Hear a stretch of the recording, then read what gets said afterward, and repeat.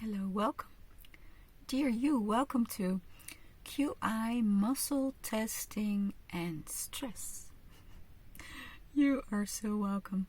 I hope you already did QI Learn How to Muscle Test, because that will make this course a lot easier for you. If you have not, I would say pause, go back to my website, selfnizer.com, and purchase the other one first. And do that one first.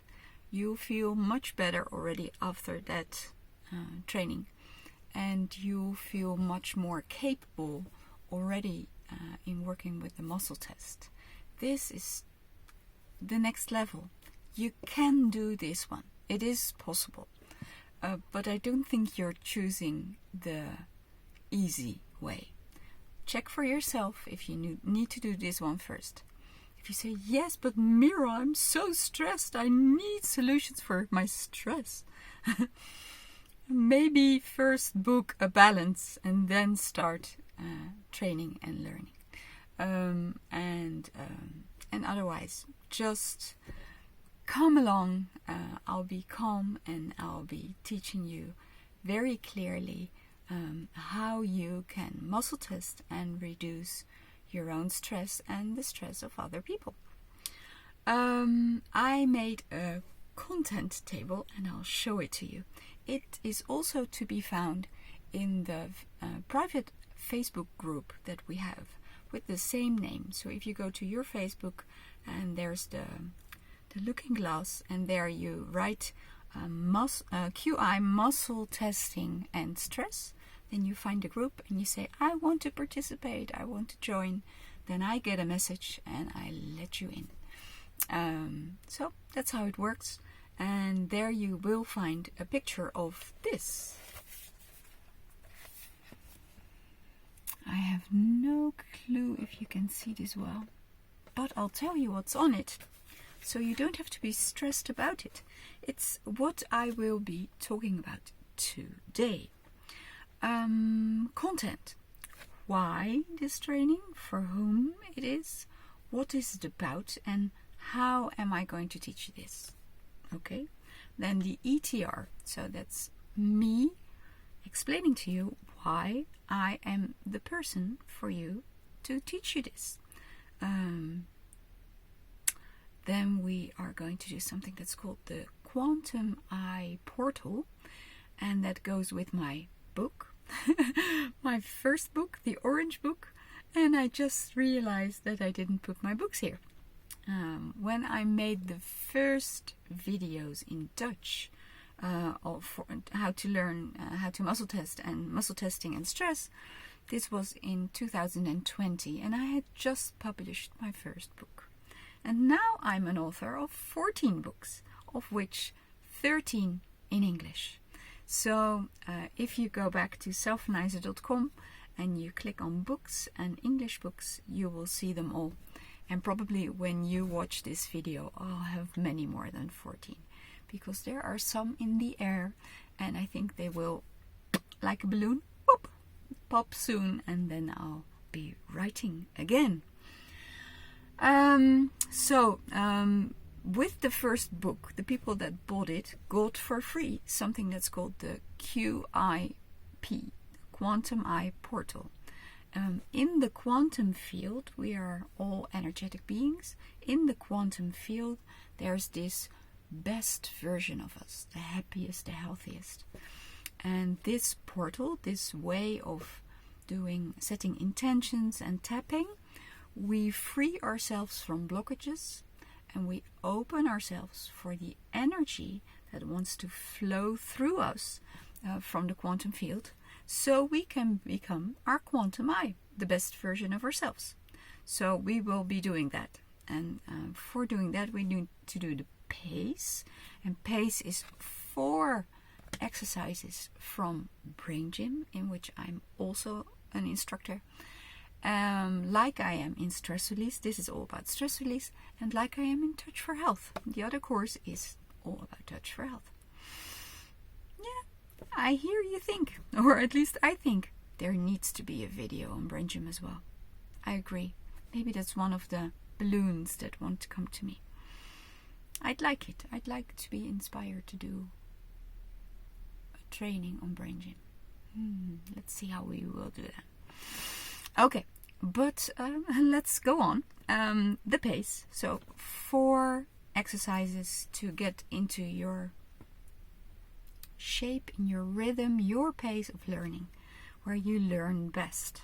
Then it's easier to follow me and to learn new things, because we are going to teach, or I'm going to teach you new things, and new things need time to be grounded into your system, so they can become habitual, because we are creatures of habit, and we're like 95 to 99% of the time in our automated programs.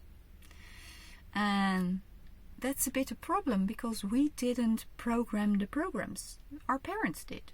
And now that you are a little bit older, you have probably noticed that you do not always agree with your parents, but they made your programming.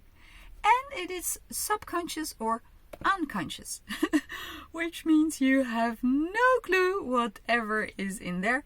And it's about 70% negative. So imagine being 95 to 99% of the time in a programming that you didn't program, and that is 70% negative. Can you now imagine why you sometimes think, I don't like my life. What's going on? I don't want this. Why do I attract these people, these situations, these places? What's going on? Well, you're at the right spot, because I'm going to teach you very practical, very easy ways of changing your programs. So I'm very glad you're here. After the pace, we will be doing intention setting. And our intention will have to do with this course.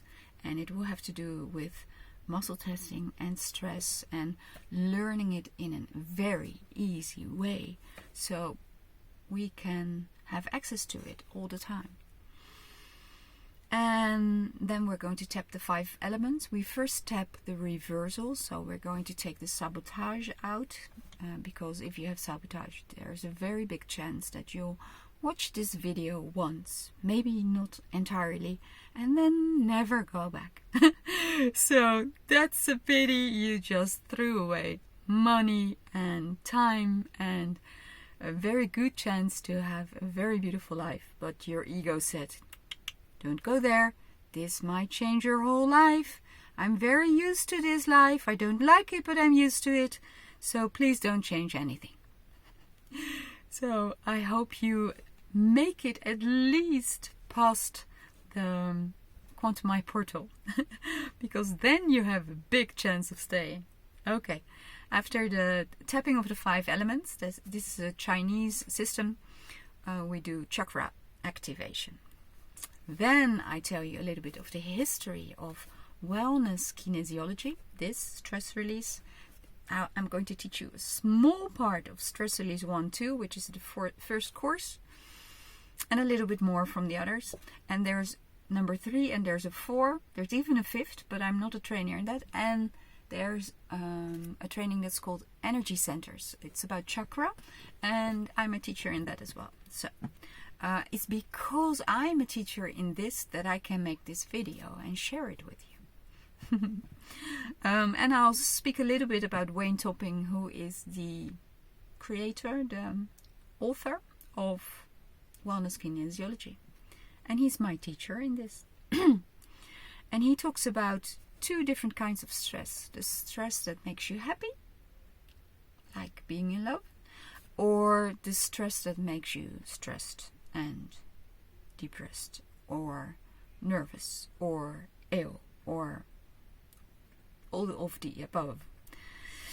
Then I'm going to teach you how to muscle test, an easy way, and I'll teach you 2 muscle groups that we can work with. If one doesn't work, you can go to the other. And I'll teach you 3 methods to lower stress. One I'll teach you right away. It's a hand on your head, and we call this ESR, emotional stress release. Here there are neurovascular points of the stomach meridian, and the stomach meridian has everything to do with agitation, nervousness, things like that, and not being able to say no. And when you touch these points here, the blood is being stimulated to go to the front of the head, and this is the prefrontal cortex, and we think here, and we find solutions, and we can be rational, and we can have an overview of things. And when you're in survival mode, all the blood is in the back of your head, and you actually cannot think, and you only do things in a reflex. So you're either angry, or you're very afraid and you run, or you hide, or you do something that's called fawn. We'll get back to that later. And then I'll be talking to you about the effect of stress on your body and your survival systems, and I'll teach you some different ways to get your breathing balanced again. We will work on pain and headaches, fear, positive attitude. That's a balance from Brain Gym. So that's one of the other kinesiology trainings that I'm a trainer in and that I love. And a writing procedure to talk to the subconscious and the ego mind and find out what they're really thinking, because we don't know, it's subconscious. Then I'll talk a little bit about cheat sheets and what's next. Okay, so now you know. Now you know what we will be working on. I'll have a little bit of water. Do you have water? Can you please take a sip? When I'm making these videos, you would say, yes, Merel, but you're alone in your camping car and you're in front of a camera, and why do you get thirsty when you're doing this? I get thirsty because I directly connect to you, even though right now I do not know who you are. I connect to you. And maybe you are dehydrated. And you will not be alone. Many people will watch this video. So I'm already connected to the whole group. That's why the work that I'll be doing will be for all of you guys. But since I'm connected now, I'm connected to your systems. And that makes me thirsty. So when I start drinking, please drink with me. Because my tongue feels like leather. And it's hard to talk when it's stuck on your palate. So, why am I making this course? I started making these online courses. It actually was, both of them were days in my practice. I still had a center with 5 rooms that I rented out, and I was working with colleagues. And it was very face-to-face and touch. But then, as you might recall, we went through a very special period where we as kinesiologists were not allowed to touch our clients, and we were not allowed to give group trainings. And I'm a teacher. I teach people how to heal themselves, how to be happy, how to be healthy. And if I cannot teach, and if I cannot give the people who need it most the information they need, I start looking for solutions. So what happened is that I filmed the day that I could, the 2 days that I could still see people in groups. But something went wrong. The first thing I filmed, the sound was not good of one part. It was 4 parts. And the second day I filmed, I had a real beautiful microphone, and it was working perfectly, and it sounded so good. And one piece of time it was off, so it didn't record. So I had to do the videos again. I did them in Dutch. I still did them in my center. It's 5 years ago, 6 years ago, and I just looked them, I watched them, and today I watched this one, and yesterday I watched the other, And they're lovely. They have so much content and they're so uplifting and it's beautiful energy. And I do believe that even though this is a little part of the whole wellness line, it is already so useful. So if you are not going to do all the courses, or maybe after this you say, yes, Merel, I'm sold. I'm going to do them all. I'm going to be a kinesiologist. And you don't have to. But if you have just the basic techniques of kinesiology, your life will be much better. Your energy will go up. You will have less blockages, less sabotage. Life will be easier. You'll be in the flow. You'll be guided. You'll have possibilities coming to you, synchronicities, and you start living your quantum eye life. So, and that's what I hope for you. That's what I wish for you. So why make a I don't know how long this will be. The one of yesterday was 2.5 hours. Why make a 2.5 hour course when the whole material can be followed in 4 weekends?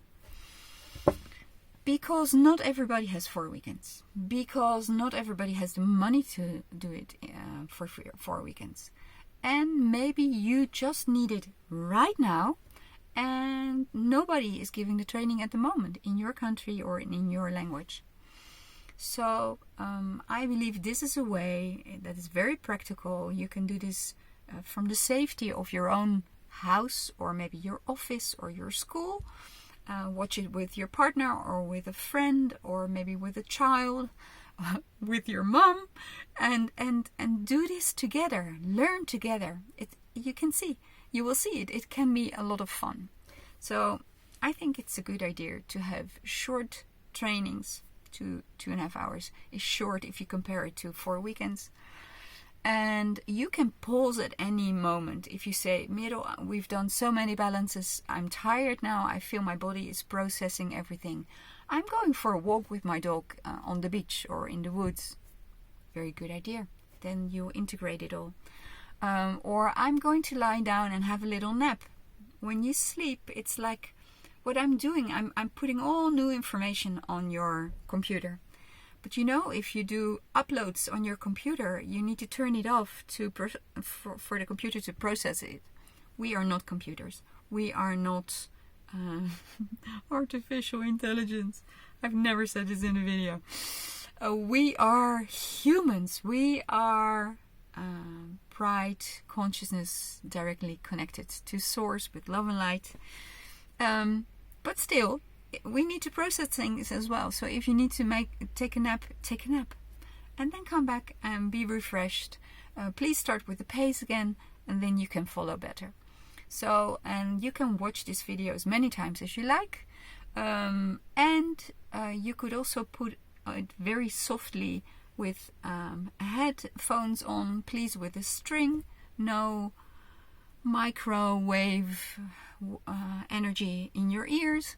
And you can sleep with it at night. That would be best if you could download it. I don't know if you can. You have to have a look on your rights on YouTube. Let's have some water. So that's why. Another why is it a good idea that you know how to do this? Well, stress happens. And I don't know if you've looked around, there's a lot of stress in the world.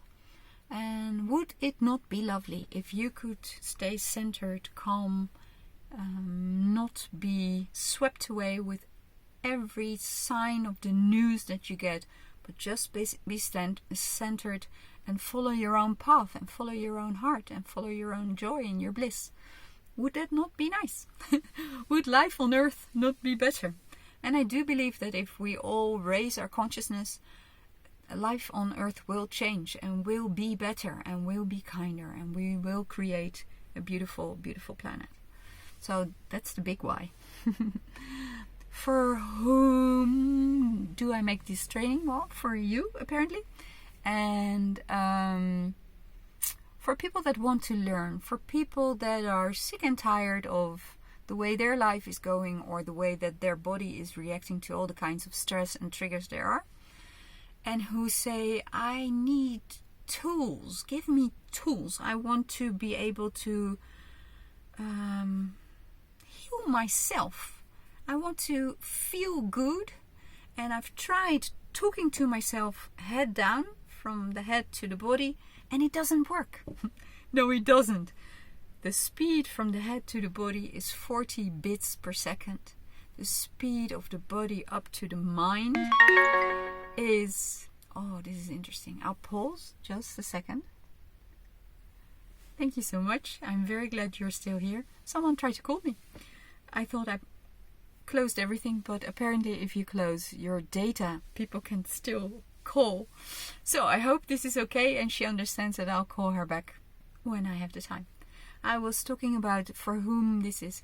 People who want to learn, people who are open to learning, people who believe that they have any kind of influence on their body, people that accept and are open to alternative or complementary medicine, because that's what this is called, or holistic medicine. People that are stressed and just want to feel better, things like that. And people that work with other people. So maybe you are already a therapist, but in another profession. Maybe you do acupuncture, or you do homeopathy, or you do hypnosis. And you think, I need a tool. I need to be able to test things. I need to know where I stand. Then I can do my own procedure and come back and test where we're at that moment. So very welcome. Because you don't have to become a kinesiologist to use the tools. You can... It's like a carpenter being happy with just a hammer. You need more stuff. You need a saw and a screwdriver and how do you call this for plane shaving? You need more tools, and maybe you want some quicker ones, maybe with some battery or electricity. It is lovely though. I was telling you about synchronicities and being in alignment. This is a dear friend, a student of mine. She did the basic year of kinesiology, so that's 13 weekends. And afterwards she became a friend of mine. And I've been thinking of her for the last 2 days. And I don't know if she has been thinking of me for the last 2 days and I picked that up, or she picked me up and now she calls. So this is how synchronicity works. The more you are clean and clear and in alignment, the better the synchronicities are. And I love that about life. I love it when it goes like that. So I'm actually not sad or angry that she interrupted, because it was just a beautiful way of demonstrating to you how good this gets. She did this. And she did the whole course. She did the whole stress release. What? I'll be teaching parts of a course that's called Stress Release. And there's one course that's called Stress Release 1 and 2. And you mostly learn how to muscle test and remove stress. And very practically, you learn how to work with sentences. So you can discover what you really think. Because when I ask you, for example, do you love yourself? Most people say yes, and some people say no. But and some people say yes, but I can hear that it's not completely true, because I have very special ears and I hear things like that. Because the muscle testing is also in my ears. So when I hear something that's off, I hear like a wah in my head. And then I can ask, is that really true? Do you really love yourself? Do you think what you're doing right now is loving? But when you start muscle testing, you find the truth, because your muscles don't lie. They're connected to your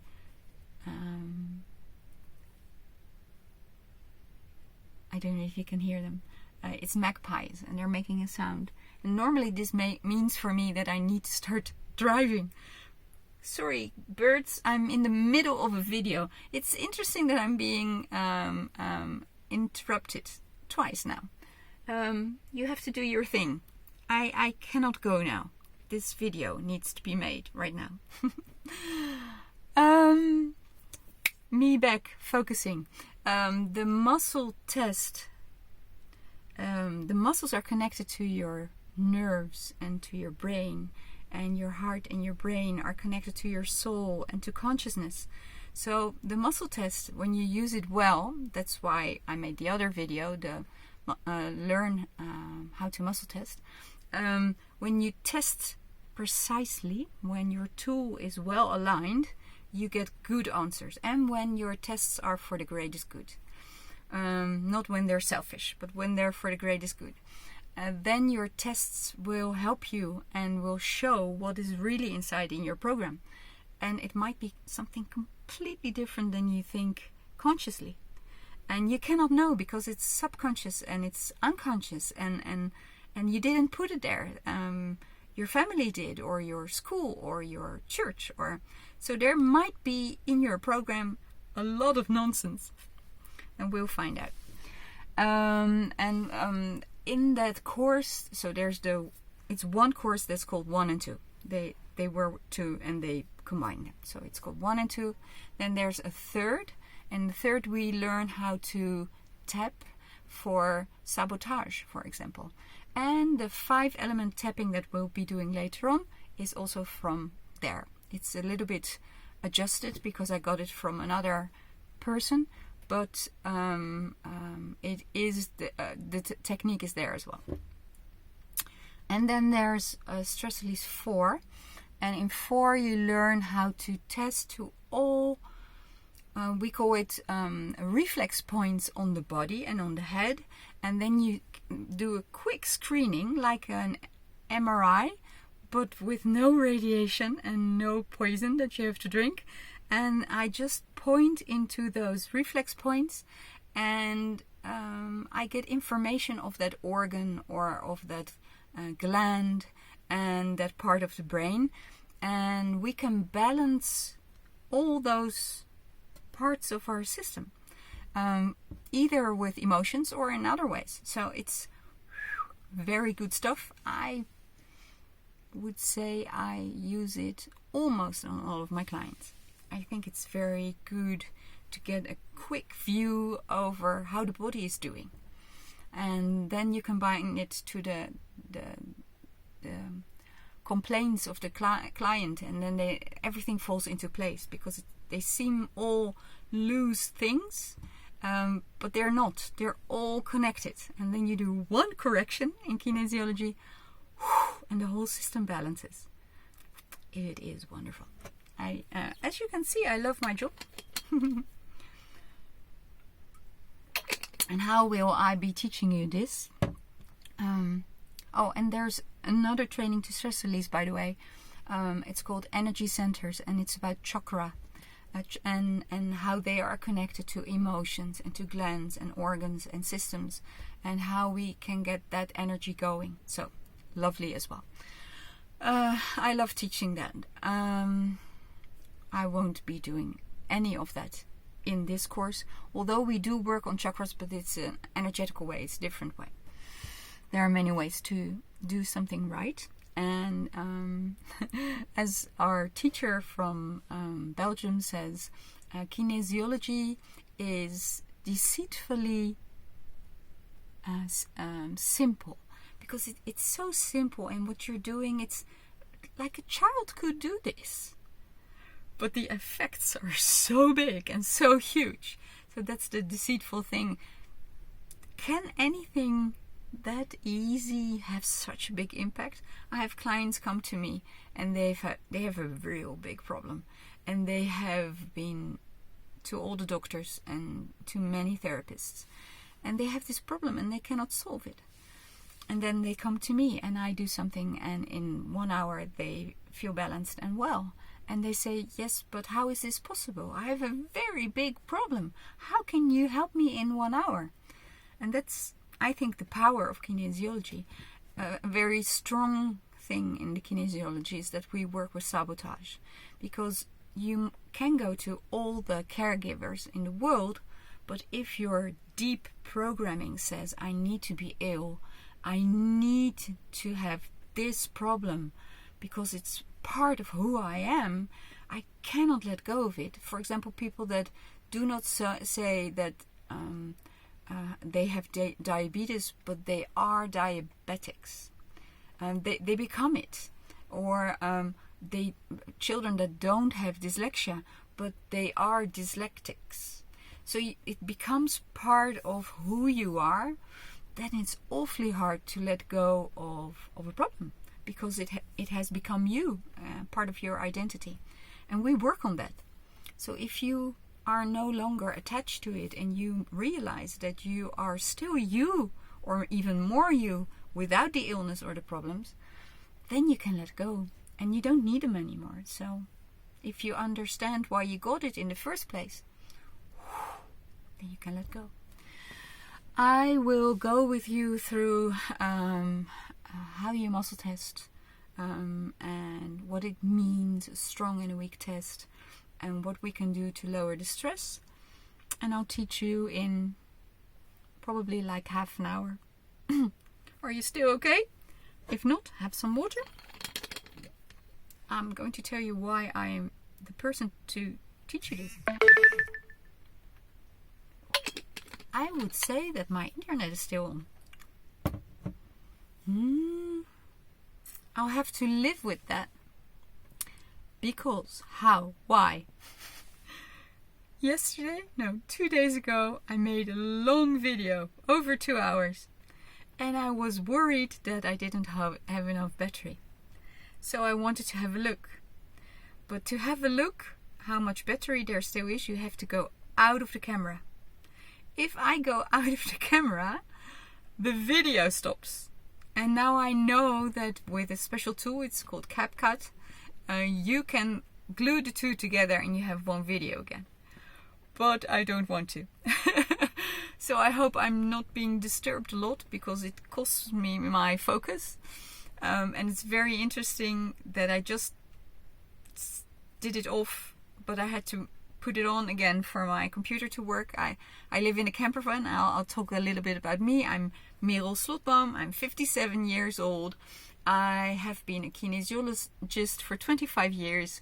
I have my own practice for 20 years.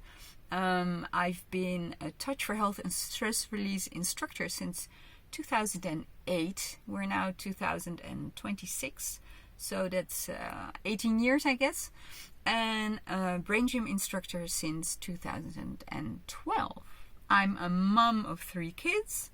They're grown-ups now, and I get to live already 6 years in my camper van, and I call myself the kinesiologist on the move. And when I work with data, I don't have Wi-Fi, so I make a hotspot.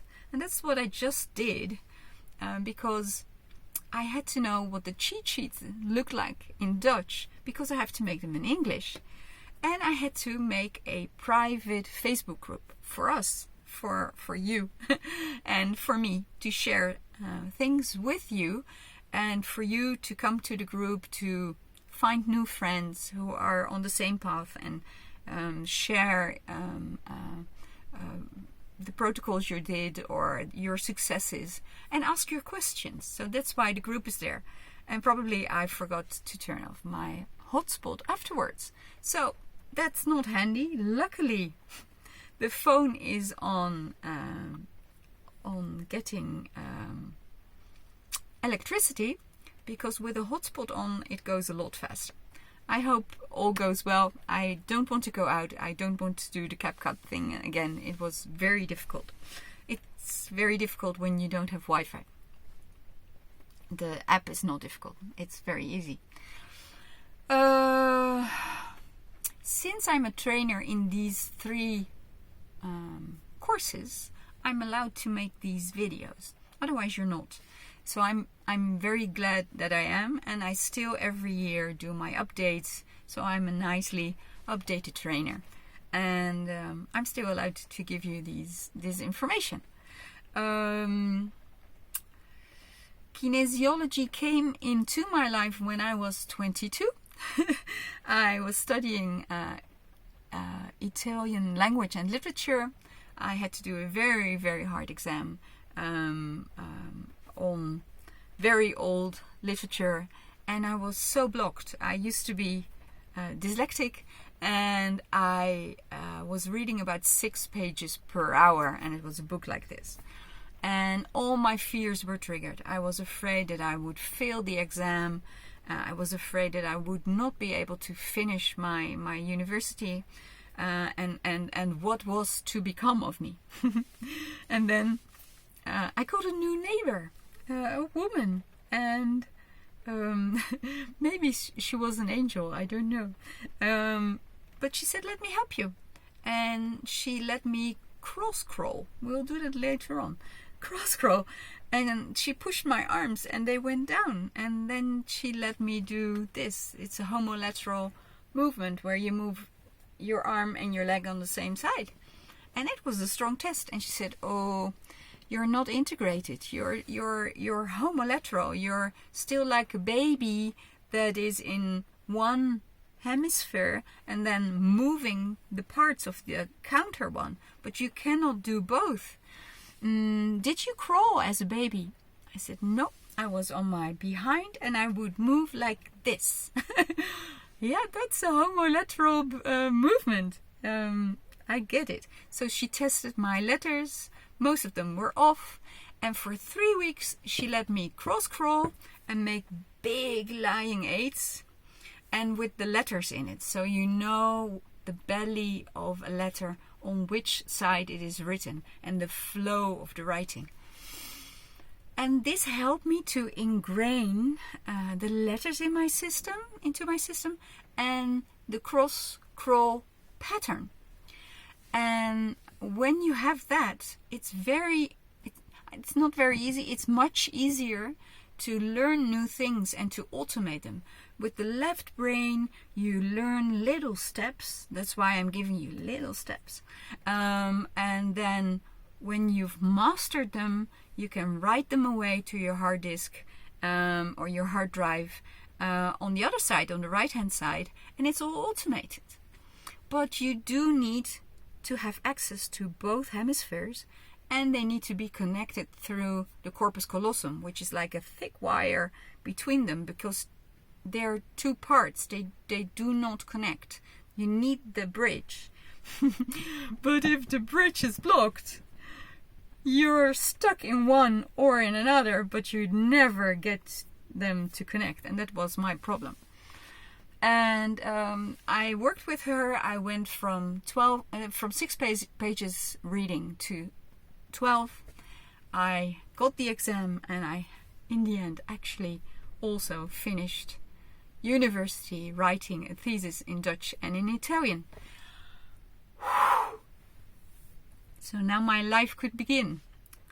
I was married when I got out of university, and I got my children very soon afterwards. So made it through that part. Getting twins, the oldest two are twins, a girl and a boy, was very heavy for my body and my mental. So I had a problem in my pelvic floor. All the muscles were weak, so I was like this, and I could hardly walk, and it was very painful. And I had to carry 2 children, so things were going very wrong for me in the first 4 years. And when they went to school, I had a burnout. And maybe that is the best thing that ever happened to me. If that had not happened, I would not be a kinesiologist right now. Because the lady that helped me there was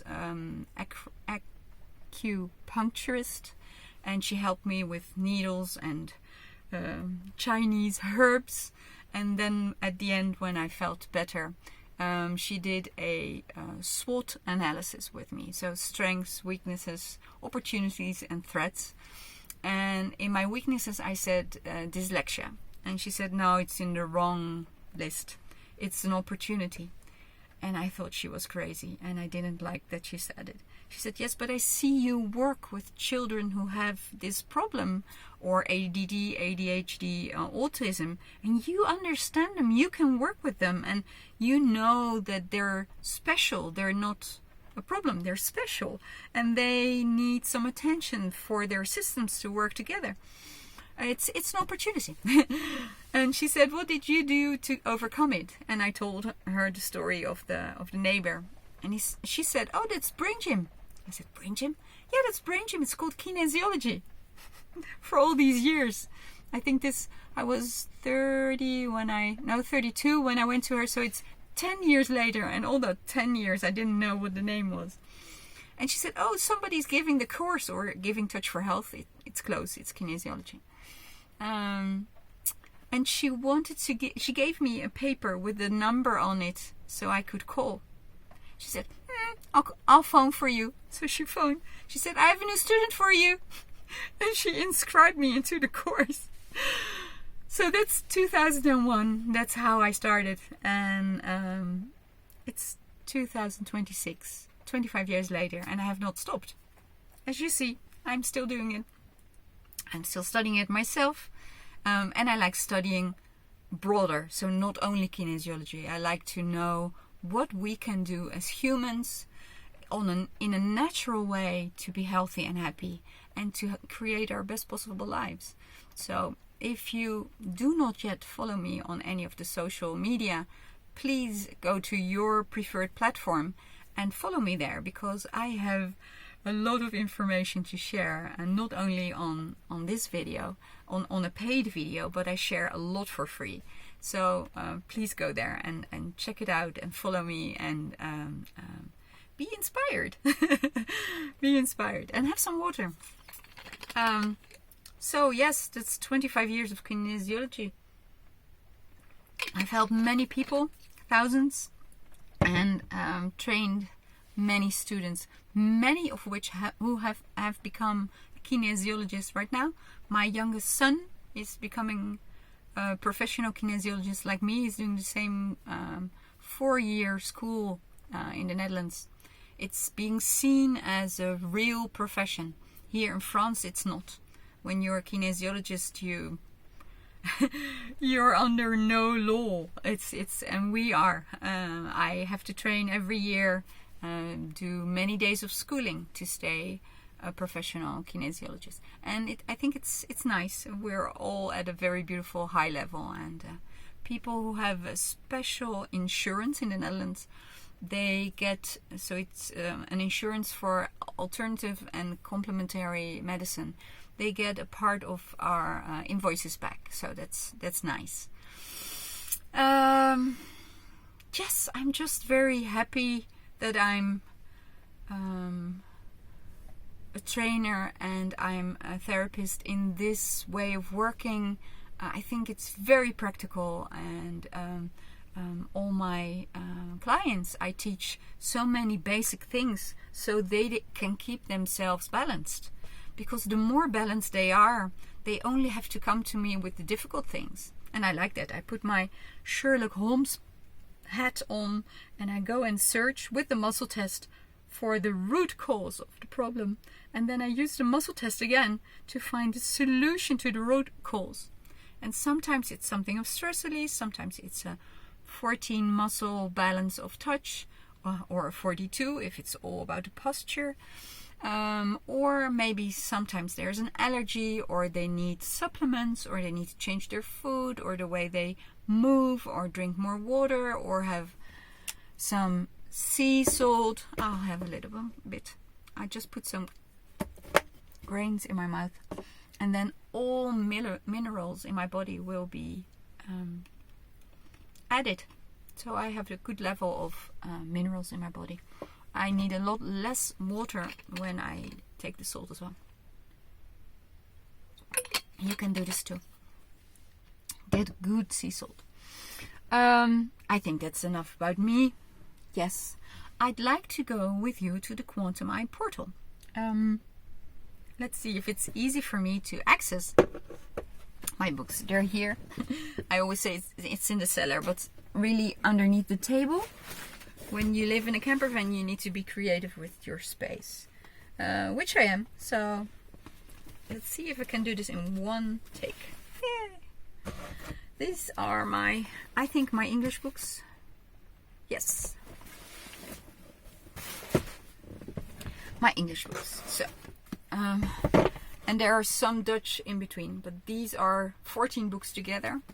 And in this book, From IQ to QI, this is still Dutch cover because this is my first book, is the last one to be translated to English.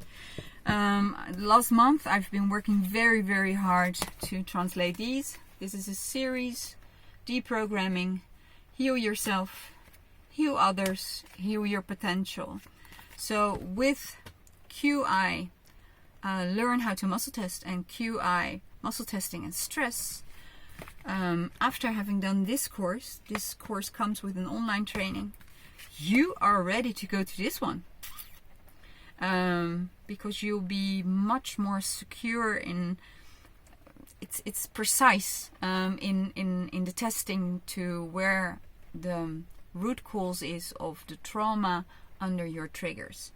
You first work on yourself and then you work with others, and after that you can go and connect to your potential. So that's all very fantastic. What I wanted to show you is that is it not here?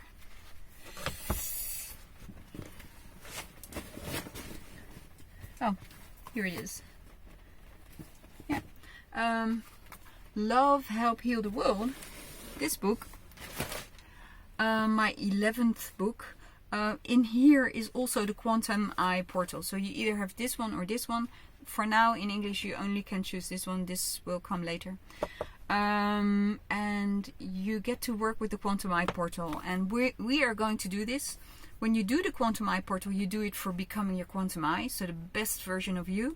Now we are going to do it to become good testers and capable of working with this material. So the focus is a bit different. The intention is different.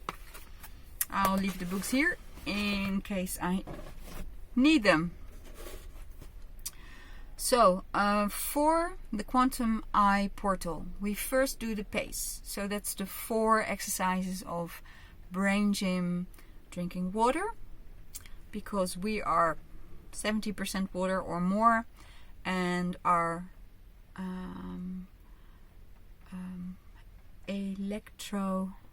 it's not electrolytes, it's the hormones in our brain. They jump through fluids. And if we are dry, if we don't have enough water, we actually cannot think. We become a lot dumber. So if you have drunken enough, you are more intelligent. We'll be doing that right away. Then we're going to make like a piston of your hands. This is a neutral finger. A plus, this is my right hand. A plus, minus, plus, minus. But if you do a plus and a minus together, they are neutral as well. So you find the collarbones, and underneath there are dents, and you find the dents and you massage. The other hand goes on the belly button. We'll be doing this. We'll change hands for the polarity. Then we do a cross scroll. So this is a movement that activates 3 dimensions of the body. So left, right, up, down, and front and back. And this elevates our heart rate and our breathing, and we get our blood pumping. Very good. So we have nutrition everywhere and oxygen. And then we do hookups, and hookups are to calm us down and to feel safe. I just told you 40 bits per second top down, 40 million bits per second top up. So if you're stressed, do the hookups. I'll be standing and I'll show you how this works. I'll demonstrate it to you. So I'll be in the kitchen. So we start with drinking water. So have your water, and it's not like drinking a whole glass at once. It's like sipping and almost like tasting it. The calmer you drink, the more safe your body feels. If you drink very quickly, it's like you're in danger and you have no time to drink. So, that's the water. We go to the brain buttons. They're here, and a hand on the belly button. This you massage, and this activates your eyes, your ears, your hemispheres, your arms and hands, and your legs. You hear me breathe in a special way. It's because energy starts flowing and I need to release some.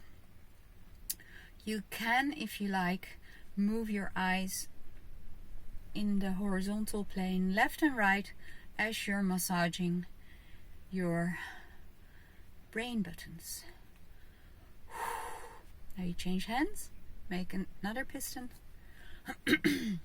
Massage. Look left and look right. Breathe in through the nose, breathe out through the mouth.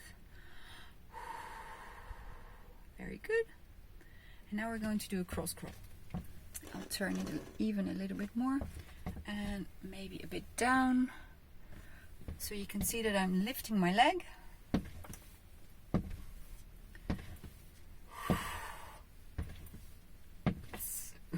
You make big movements. You rotate your shoulders and your hips.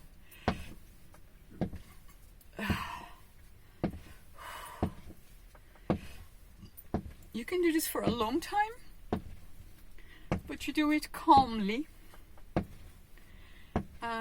to show the body that you're safe.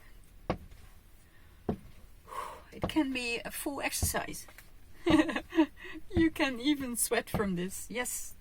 And then we go to the hookups. If your sense of equilibrium is not so good, please sit down. If it is, it becomes better because of doing this. We do hookups, so arms are long, hands are crossed, fingers clenched together, and you pull them in. I have my left arm in front, so I put my right leg in front, and now I'm completely crossed, hooked up. I breathe in through the nose with the tongue to my palate, and I breathe out through the mouth, and I close my eyes. So,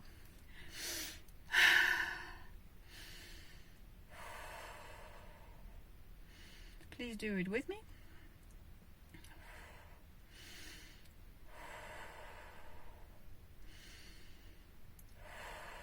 And you can feel that your heart rate goes down. You can hear that my voice becomes lower.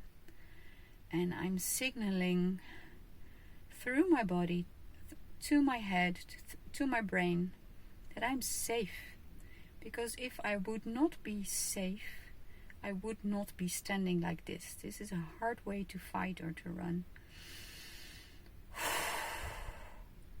So the body is saying to the brain, we are safe. You can relax now. Stop making those hormones that kept you in fight flight. And we can actually, when we're safe,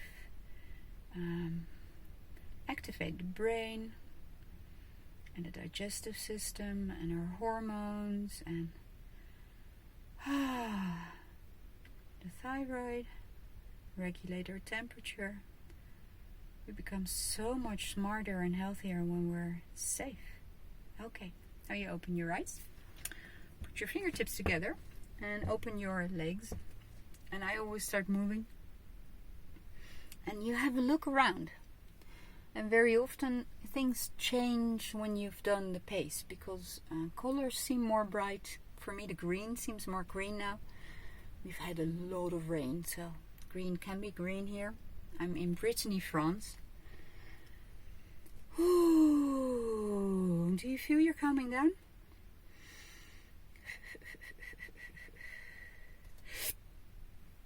Very good. I'll be sitting now.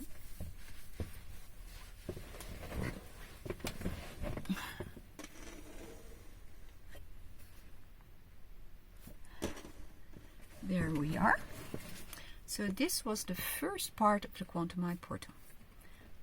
The pace. You can do the pace as many times as you like a day. I would do it at least once, but you can do it after every break. So after a coffee break or a lunch break. You can do it with your colleagues. You can do it in a school with a class. You can do it with your family, with your spouse. Life becomes a lot better when you do the pace because your open for new things. You can learn. You're more intelligent. You feel safe. The body is working, which is nice. We have this beautiful body and it knows exactly what to do, but stress blocks it. So that's a pity. Let me see. Oh yes, we go to intention setting. So it's my intention, and do it with me. I'm going to go in theta with my brain, because then my brain is programmable. And we do that by looking up inside our heads, like inside the skull, in the forehead. And it looks a bit like this. I'm doing it now. You can do it too. And you can listen to my sentences or say them out loud for yourself with me. It's my intention, so I'm saying it with you, to be good at muscle testing, to know how to regulate my stress, and to overcome fear and pain and limiting beliefs and programs that do not serve me. And I'd like to be more conscious than unconscious. And I'd like my unconscious mind to be more positive. So that's the intention. You can open up your eyes now. And we're going to do 3 steps. It's 3 times delete, 3 times download, and 3 times thank you. And for doing that, I move my hand over my skull. There's a meridian here. And by brushing it, it's easy to program it into my mind. So I say delete, delete, delete. Any program, any contract, any thing I've heard of or read, anything that blocks me from the intention that I just put will be deleted.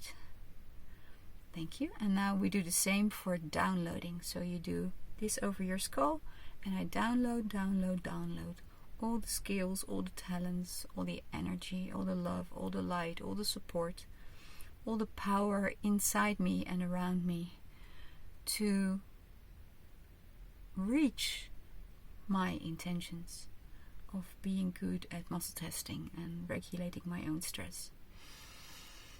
And then we say thank you, thank you, thank you, for it is already so, or something even better. I got this program, this system from Roy Martina. He used to be my trainer, and he inspired me to make my first book. It's all about quantum jumping from the limited version of you to the potential version of you. Very nice. Then, if we have sabotage, which is holding us back from this beautiful intention, we need to take it away. And we do that by tapping our hands. And here's a line, and here's a line. And if you do like this, you have this little skin coming out. And if you do those skins together, it looks like this. And Roy does it like this. You may choose whatever you like. When you're in a meeting and you want to do this, push your hands on the side of the table and do it in your head, and then it works as well. I do this, it's easiest for me. This is what we do in stress release. So we're first going to say 4 very nice things. I love myself, I accept myself, I respect myself, and I think I'm worthy completely, even though I sabotage myself in muscle testing and stress regulating and creating my most beautiful life. And then we repeat, but now we're going to say the positive sentence. This is a bit from Roy, because in stress release we do it differently. I love myself, I accept myself, I respect myself, and I think that I'm worthy completely. When I know that it will be easy for me to learn how to muscle test and to apply it into my life. And it will be easy for me to regulate my emotions and my stress. And by doing so, becoming healthier and happier. We'll do it again. I love and accept myself. I respect myself and I think myself worthy completely. When I am so stressed I cannot think straight, and I'm so fearful, and I have a lot of pain, and I feel ill. And I love and accept myself, and I respect myself, and I think myself worthy completely. When I know that when I apply muscle testing and stress release, my life will only get better and better and better and better and better. And I'll be happier, and I'll have more energy, and I'll be healthier, and I'll make better choices. And we do it again. So it's 3 times. I love and accept myself. I respect myself and I think myself worthy completely. When I try to keep myself small and I don't want to do new things. I love and accept myself. I respect myself and I think myself worthy completely. When I'm excited to learn new things. And I notice that I'm good at learning. I never knew that. And I love to learn and I love to apply, and I feel so differently when I do it. So yes, I want to learn and I want to do it. Very good. We did it 3 times. 5 elements. Oh, I think I have a nice picture of that. Let me see.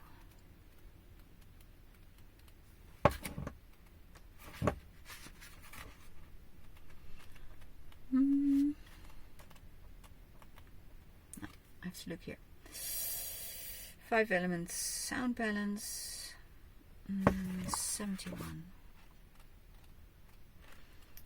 Good thing is that I always write books with very big letters, so I can even read it without glasses. These are the 5 elements. And the tapping we did on the side of the hand, this is small intestine 3, and it belongs to the fire element. And then we're going to earth, and earth is about empathy and worthiness. Then we go to metal, it's about sadness, letting go and taking in our own space. Then we go to water, and it's about control and about fear and courage.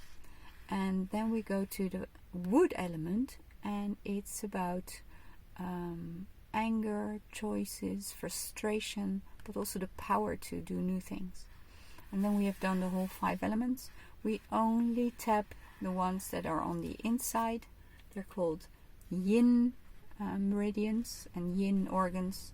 So here is the spleen, here it's lung, here it's kidney, and here it's the liver. Good. There we go. For spleen, we tap on the side. It's next to my breast, and here is my bra. So it's tapping here, and we say, I love and accept myself. I respect myself and I think myself worthy. If I think I cannot do this, I am not good enough to apply this on myself, to learn this. I think I cannot do this. I love and accept myself, and I respect myself, and I think that I'm worthy completely. When I do know that I can do this, I'm good at learning new stuff and being creative with energy and movements and tapping, and I like new things. So I'm worthy, I can do this. Okay, that was the spleen. That was earth. Now we're going to do this for the lung. The lung meridian goes from here to there. And we do this. And we tap our lung. I love and accept myself. I respect myself. And I think myself worthy completely. When I'm sad to let go of my old life. I didn't like it, but I'm sad to let go because I like things to stay the way they are. And I love and accept myself, and I respect myself, and I think myself worthy completely. When I let go of what no longer serves me, and I hold on to what is good for me, and I feel now that I'm changing, and I'm taking the space that is my space, that is good for me, good energy. I like that. Very good. Now we go to kidney. Kidney starts under the feet, goes around the ankle, comes up and comes here. We tap like this and we say, I love and accept myself. I respect myself and I think myself worthy completely. When I feel fear that I'm not good enough for this.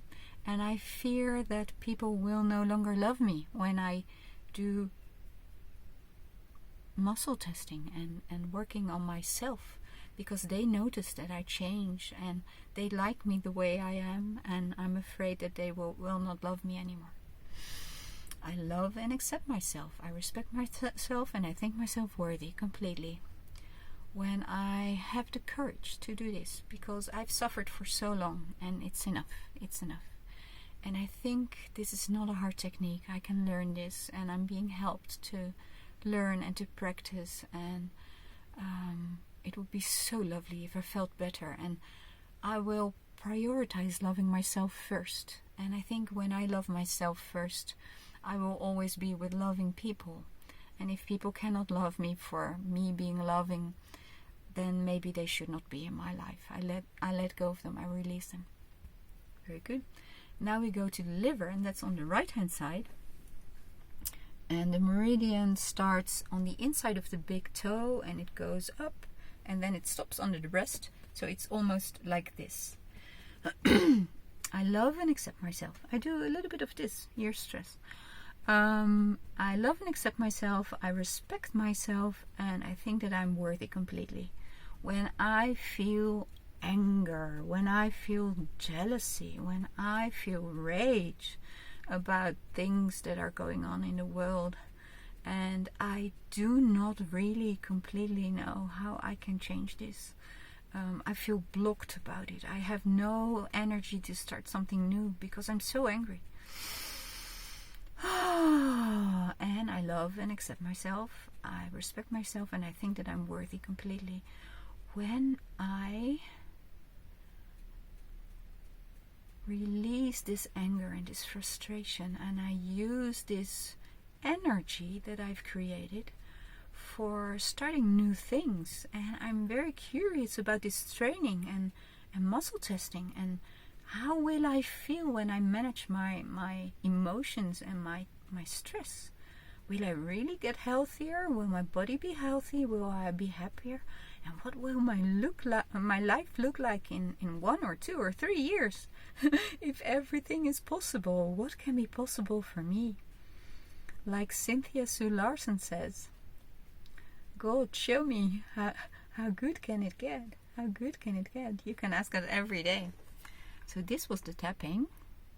And now the last, do you see my face change? Yes? Oh, I didn't tell you that. You can at the start of every procedure make a selfie, and afterwards make a selfie again and see the differences. I see the difference in my face. Last part of the Quantum Eye Portal, we are going to activate our heart chakra and our crown chakra, and it looks like this. And we're going to speak in, do you say superlatives in English? So we're going over the top. We're just saying like, I'm love, I'm light, I'm divinely guided, I'm in alignment, I'm loved, I'm being supported, I'm being protected, I'm safe, I live my potential, I am my quantum eye. Do you feel that? Feels like fuzzing. So, now that we did our intentions, now that you can hear me well, I'm going to say a little bit about the history. So Wayne Topping is a man from New Zealand, and he actually lives in England right now, and he is very fit and strong. He climbs mountains and he still works on a lot of material. So we are very lucky to get new courses all the time. and you can follow him and you can work with his work more than even what I'm giving you here. There's so much more. So you can work with allergies as well. And yes, I'm training in that as well. What was the name?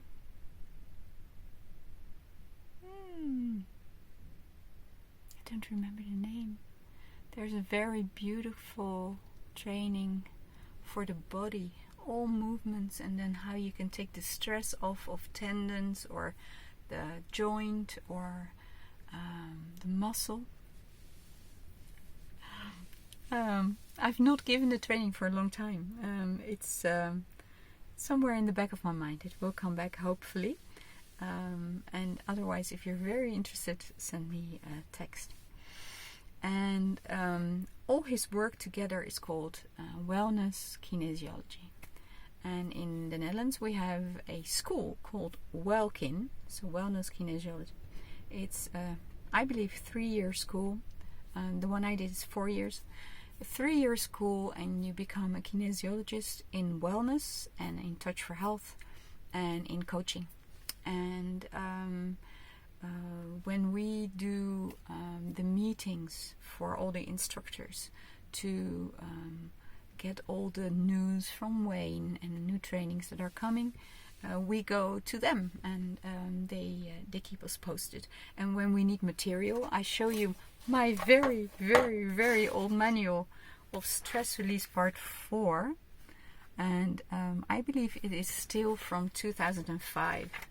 But I still work with it because all the material I have in my head or in my body or in my system is well integrated.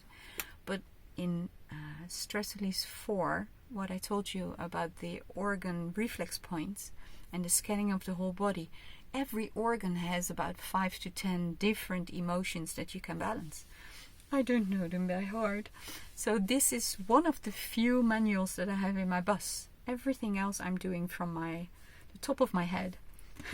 Luckily, I'm very good at integrating information that is practical. That's why I also like these short trainings, because I can put so much in it, and you can watch it again and again and again. I'll put it in once, and you can watch it again and again and again, and other people can watch it. So I think that's very practical. Wayne talks about 2 different kinds of stress. I already told you the positive one that gives you just the extra zest, like being in love or going on a holiday to meet friends and you're so happy to see them, or could be doing an exam and you're confident and you're a little bit nervous but not so much, it's not blocking you, and then you have this extra energy to be more concentrated and to work better. That is what he calls eustress, from euphoria.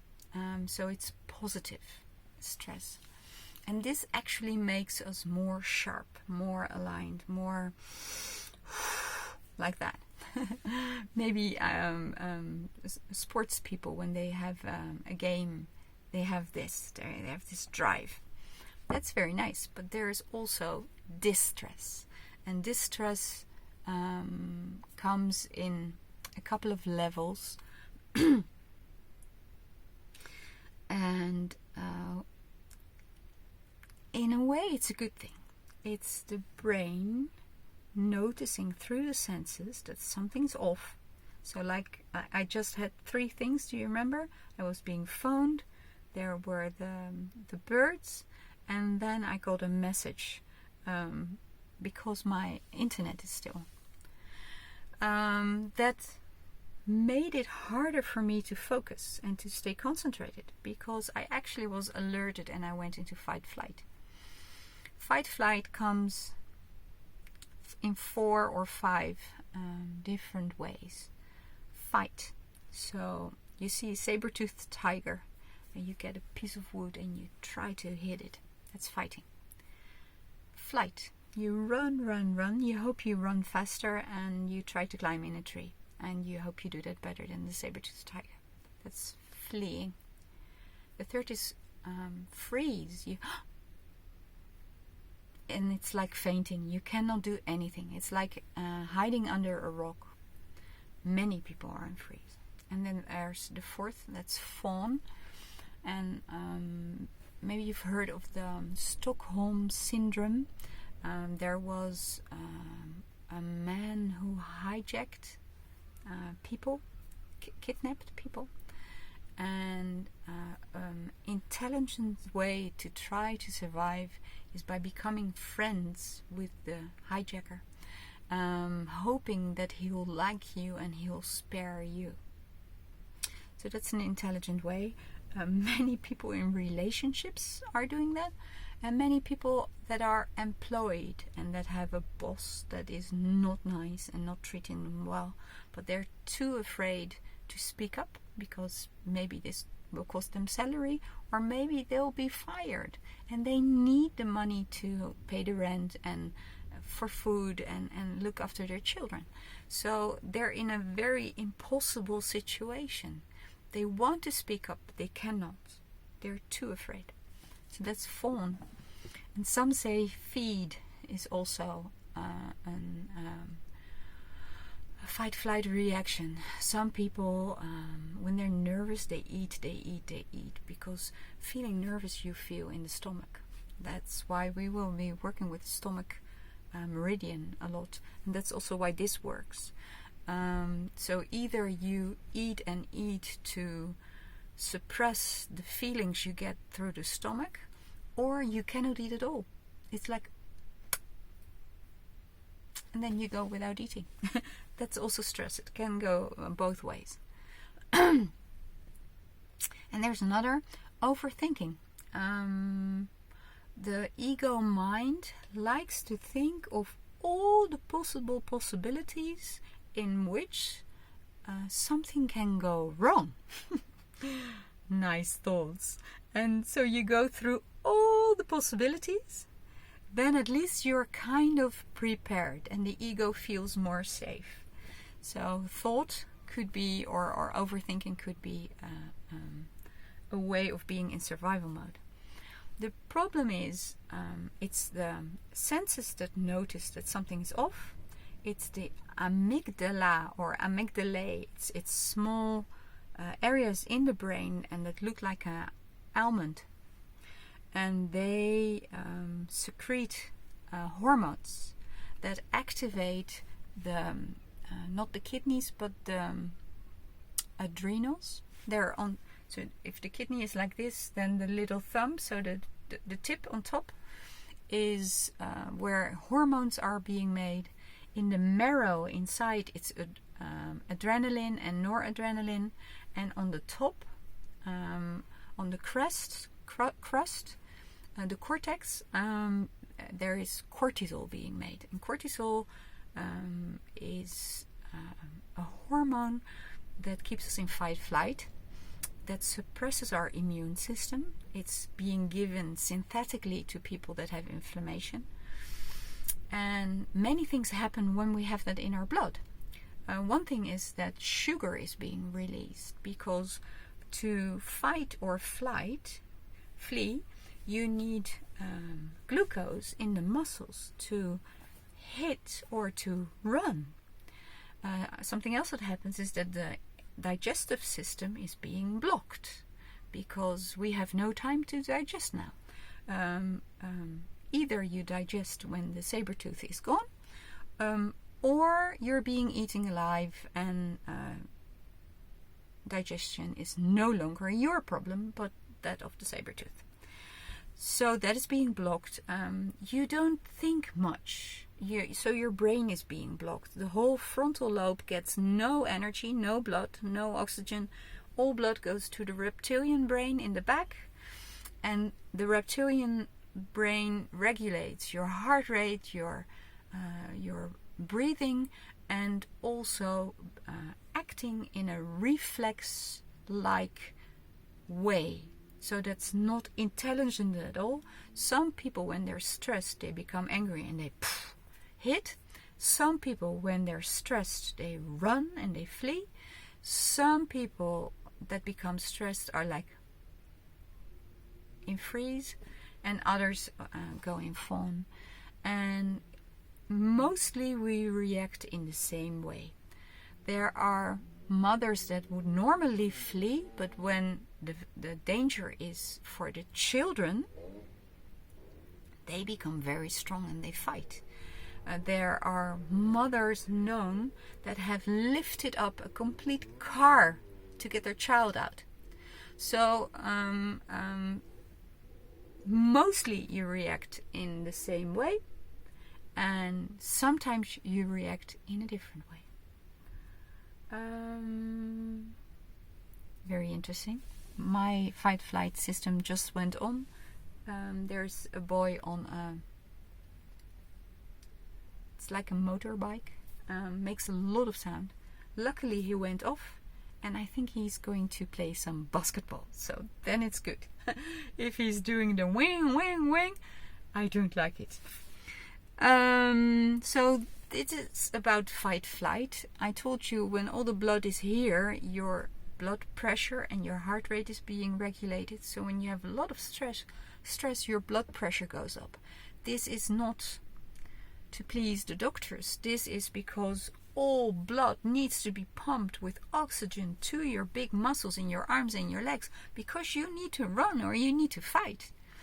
And breathing becomes shallow and up here because you have to quickly refresh all the oxygen in your blood to go to the muscles in your arms and legs.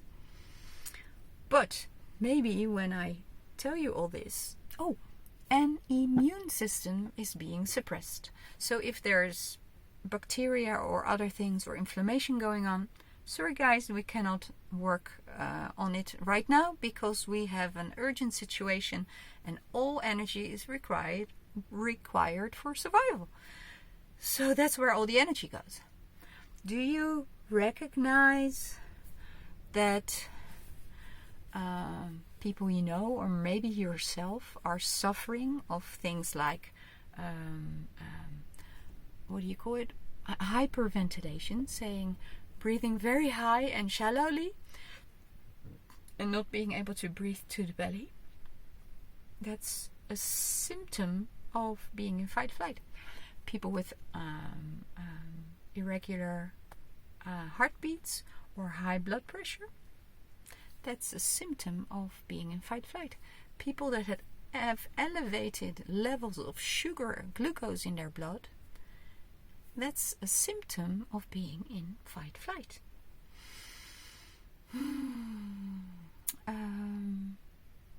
Autoimmune diseases,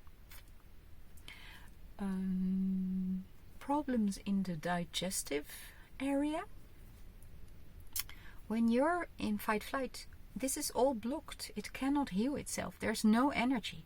You either have constipation or you have diarrhea. And the people that are in freeze mostly have constipation. The people that are running mostly have... Turn it off, thank you. They mostly have diarrhea. Have you ever seen an antelope running from a lion? They usually poo, and they do it because, not consciously, but as a reflex. They do it because they are lighter without the poo, and they can run better and faster. And that's the same for us. In Dutch, we even say, when you're very fearful, my poo is running like water along my legs. Very nice expression. I don't know if it exists in English as well.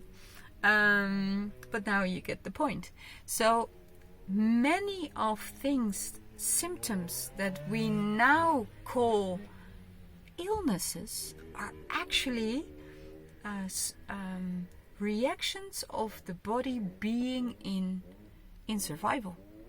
So you imagine when you start working with muscle testing and stress release, you can get out of fight-flight, feel safe again, and all these systems will start working again.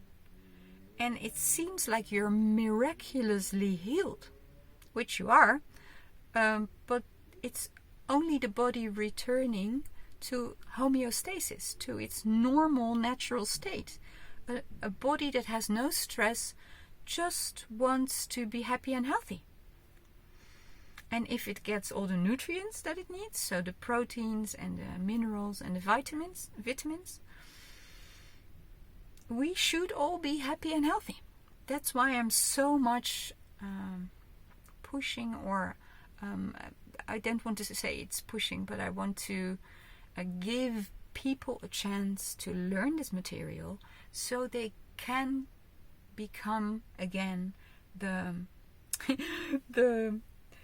captain of their own ship. If this is your ship, you want to take good care of it.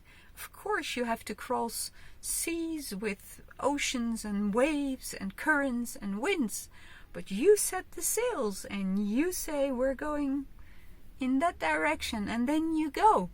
So then there's a form of control because you know how to handle this system, this body, these emotions, this stress.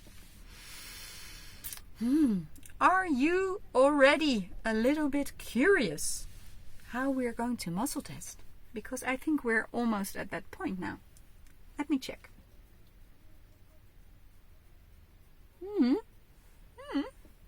We are. Let's have some more water.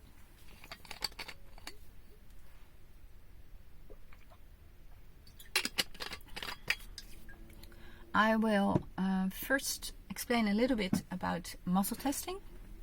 Of course, you should have done the other course first. So QI, learn how to muscle test. I hope you have. If you haven't, you're still here, then I'll tell a little bit about muscle testing. So every muscle can be tested in the human body, but also in animals, for example. And we always test from contraction to extension. So contraction is the muscle where the fibers are like this and they're at their shortest.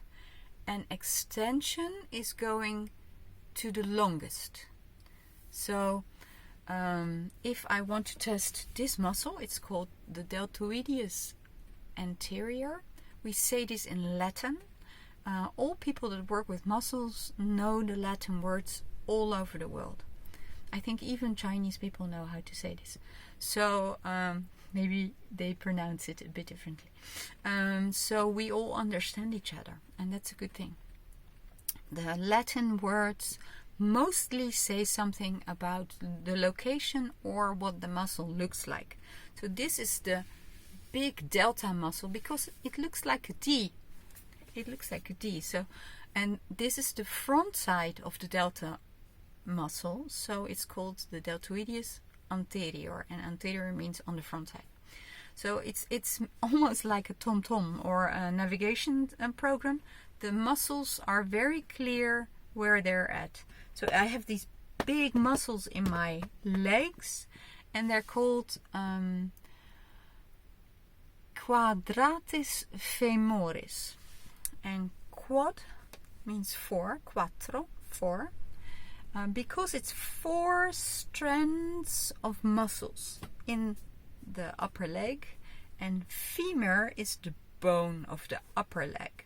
So quadratus femoris means the 4-headed muscle on the femur. And you will not look for it in any other place than on my legs, because my femur is only there. I don't have a femur anywhere else. So, and this is the same for me and for you and for everybody else. So it's actually very clear. People say, yes, but it's another language and it's very difficult. And I know I have a head start because I speak Italian, and Italian comes from Latin. And I speak French, and it comes from Latin. So I understand it a little bit better. But once you understand what the words mean, you don't have to be afraid of it anymore. They won't eat you alive. It's just names for muscles. So we're going to test these, and I'll stand for it so you can see it. We test from contraction to extension, and that means that I have to lift this arm, keeping the shoulder down, and lift the arm for 30 degrees. I'll show you how this works.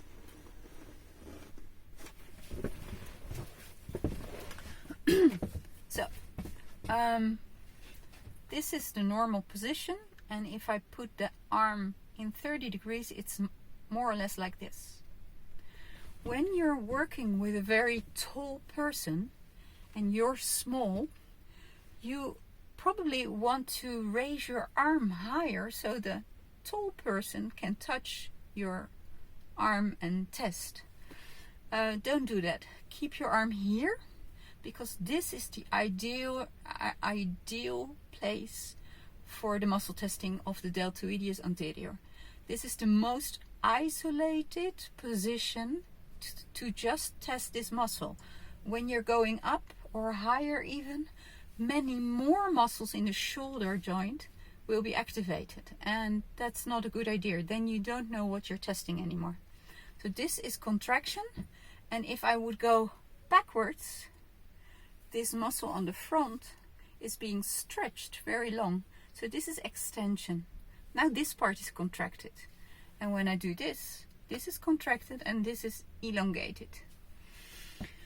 What we do for a muscle test is we make our arms a little bit longer, and we press on the arm, or we press on the arm, and you saw in both cases nothing happened. It's a strong test. What do? I do 3 things. I test for 2 seconds with the power of 2 pounds. The pounds we use in Europe, so that's 1 kilo.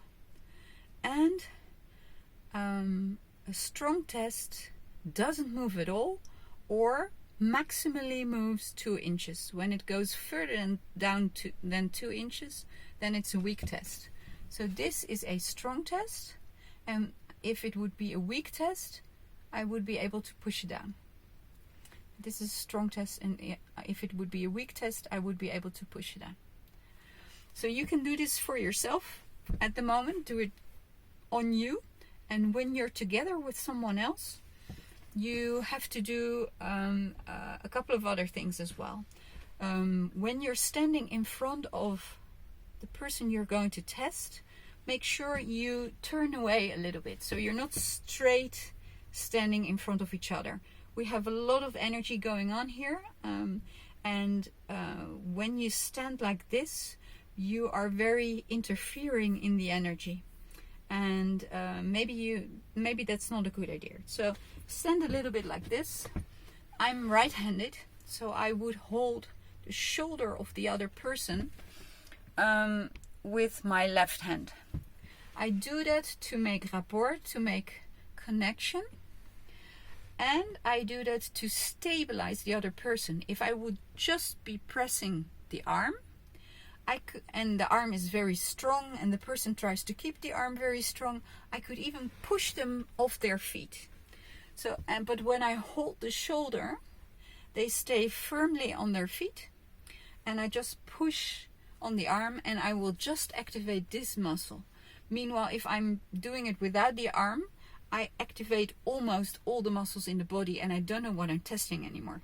So you hold the shoulder, you get the arm in the 30 degree angle, and you push for 2 seconds, 2 pounds, and you look if it goes down for more than 2 inches or less. And mostly a strong muscle is really tight, it's really blocked, it doesn't go anywhere. A strong muscle stays a strong muscle, or even becomes more strong. A weak muscle becomes weaker and weaker and weaker, and you can push it away.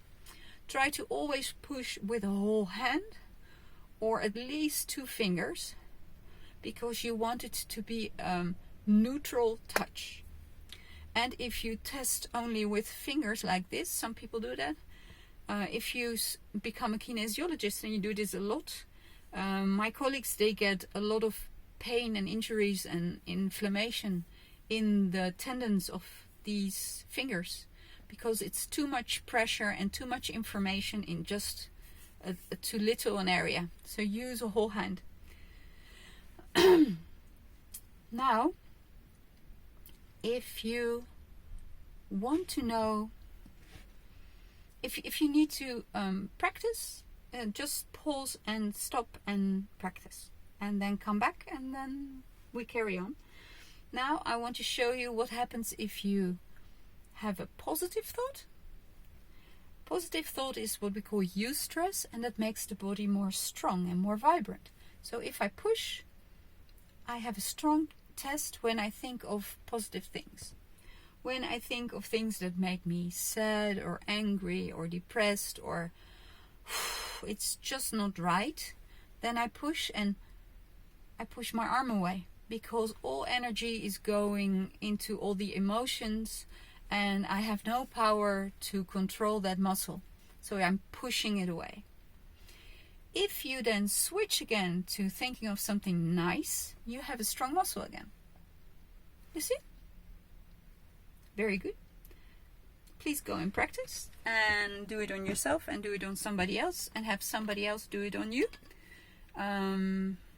Because it's also very nice to experience it. And sometimes you don't see or don't feel in the beginning that an arm is going down, but the other person feels it. So you can ask, what do you feel? Or you can do it in front of a mirror, or just really look at the arm. No, not moving. No, strong. Or, oh, yes. Oh, this is a weak test. By testing as many people as possible, you get to learn about other bodies and other muscle tensions. People that are really clear in their thinking and way of speaking, like I am, they have a very clear strong and a very clear weak test.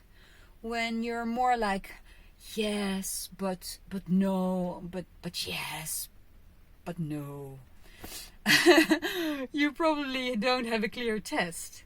And then you're hard to test. And you might even also doubt very much the tests of somebody else. Make a decision. Set an intention to be clear in your testing. And if someone is going to test you, they can say, I want a strong muscle for a yes and for good feelings. And I want a weak test for a no and for pain or suffering or stress. So then you get a yes and a no. And then it becomes clear. And it's like riding a bike. You need to do it many times, and then you know. If you test on men, men usually are much stronger than women, not always. And they will not like the words strong and weak. So maybe you want to say facilitated and inhibited. Because that doesn't give them a feeling like the ego mind has to fight for something. They don't want to be weak, so they will not give you a weak test. The softer, the more subtle you test on a man, usually the better they respond. If you start pushing real hard, they always win. So pause and do the testing and feel when you think of good things, it's strong, and when you think of bad things, it's weak. And then end again with thinking of good things, because you want the body to remember the last test, and the last test was a positive one. So this energizes you and gives you power and strength. Very good. Welcome back.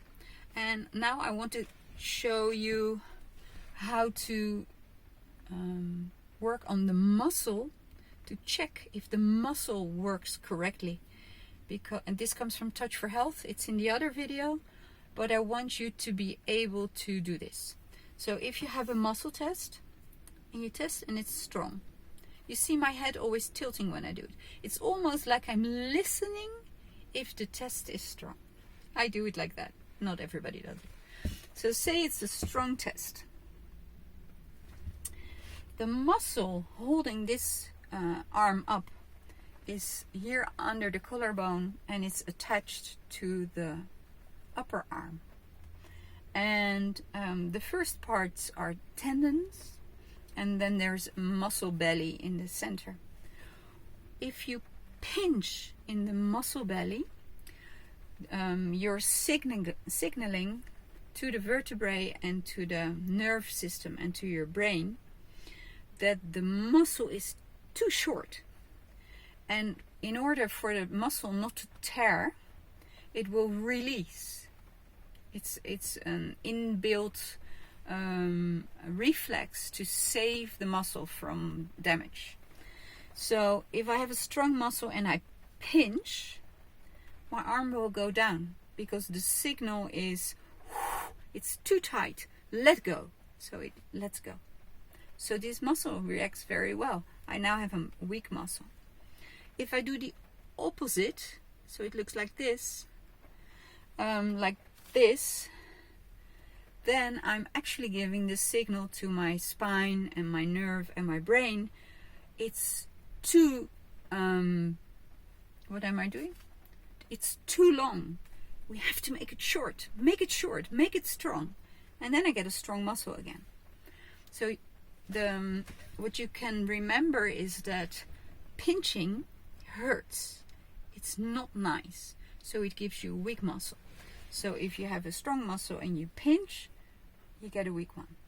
And this looks more like playing with marbles. And playing with marbles is nice.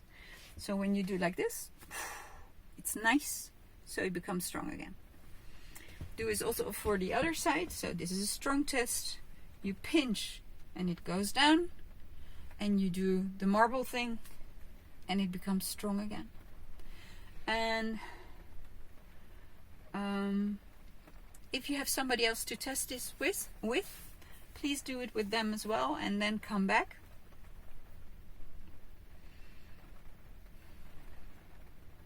Very good. And now in stress release we work with a lot with verbal things and sentences, and we need to know that a yes is a yes and a no is a no. We need it to be clear. So if this is a strong test and I say yes, it stays strong. And if I say no, it goes down. And if I say yes, it becomes strong again. So this muscle helps me, allows me to work with verbal things. The other one is strong. And if I say yes, it stays strong. No, it goes down.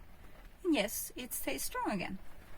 So we now have two muscles that can be used for working with text. For example, my name is Merel. So I say, my name is Merel. And I have a strong test. And I have a strong test. This is verbally testing. I can also say, my name is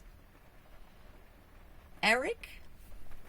And my arm goes down. And then I want to end with a strong test. So I say, my name is Merel. My name is Merel. You can even hear that my voice becomes lower because it's true. It's yes, or at least in this life, I'm being called Merel. And by the way, it means blackbird. The blackbird with the yellow beak that sits in the top of a tree or on a rooftop that sings so nicely. That's a blackbird. Let me think. I'll just check. Yeah, I think we have... Oh, we'll do one more. We'll do another pre-test from the other video from Touch for Health.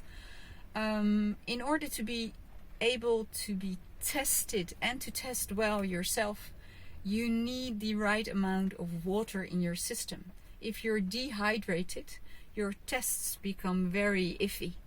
And And also as a tester, your testing will not be as good as when you're well hydrated.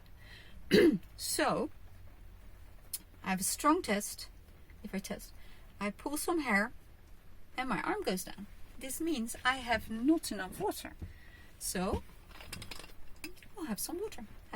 Do the test and see if you miss water. If you miss it, have some water, couple of tastes of water, and then test it again.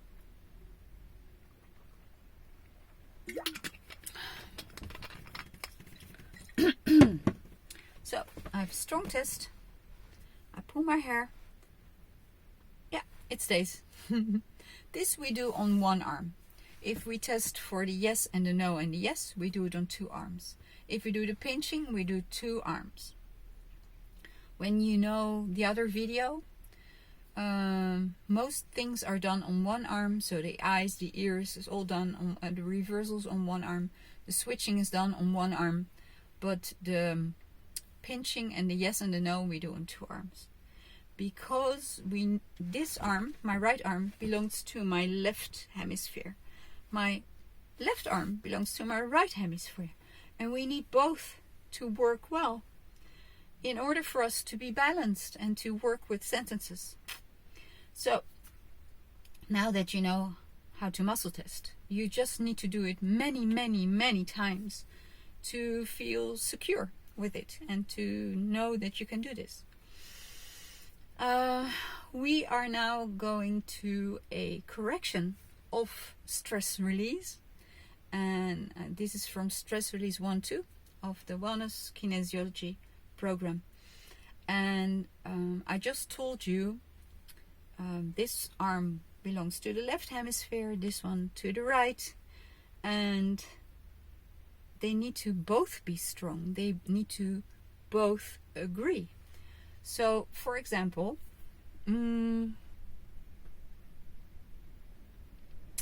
let's use a sentence. I'm in Brittany. It rains a lot.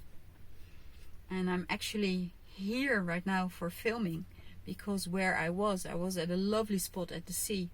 The wind was so strong and my bus was doing this and the rain was coming in horizontally.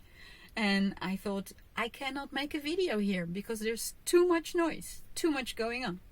So now I'm on a parking lot and this is a lot calmer, and around me are houses. They're blocking the wind. So if I say, I like rain. I don't know what's coming out. I'm just going to see. I like rain. I'll push one arm. This is strong. I like rain. And the other one's going down. Not really.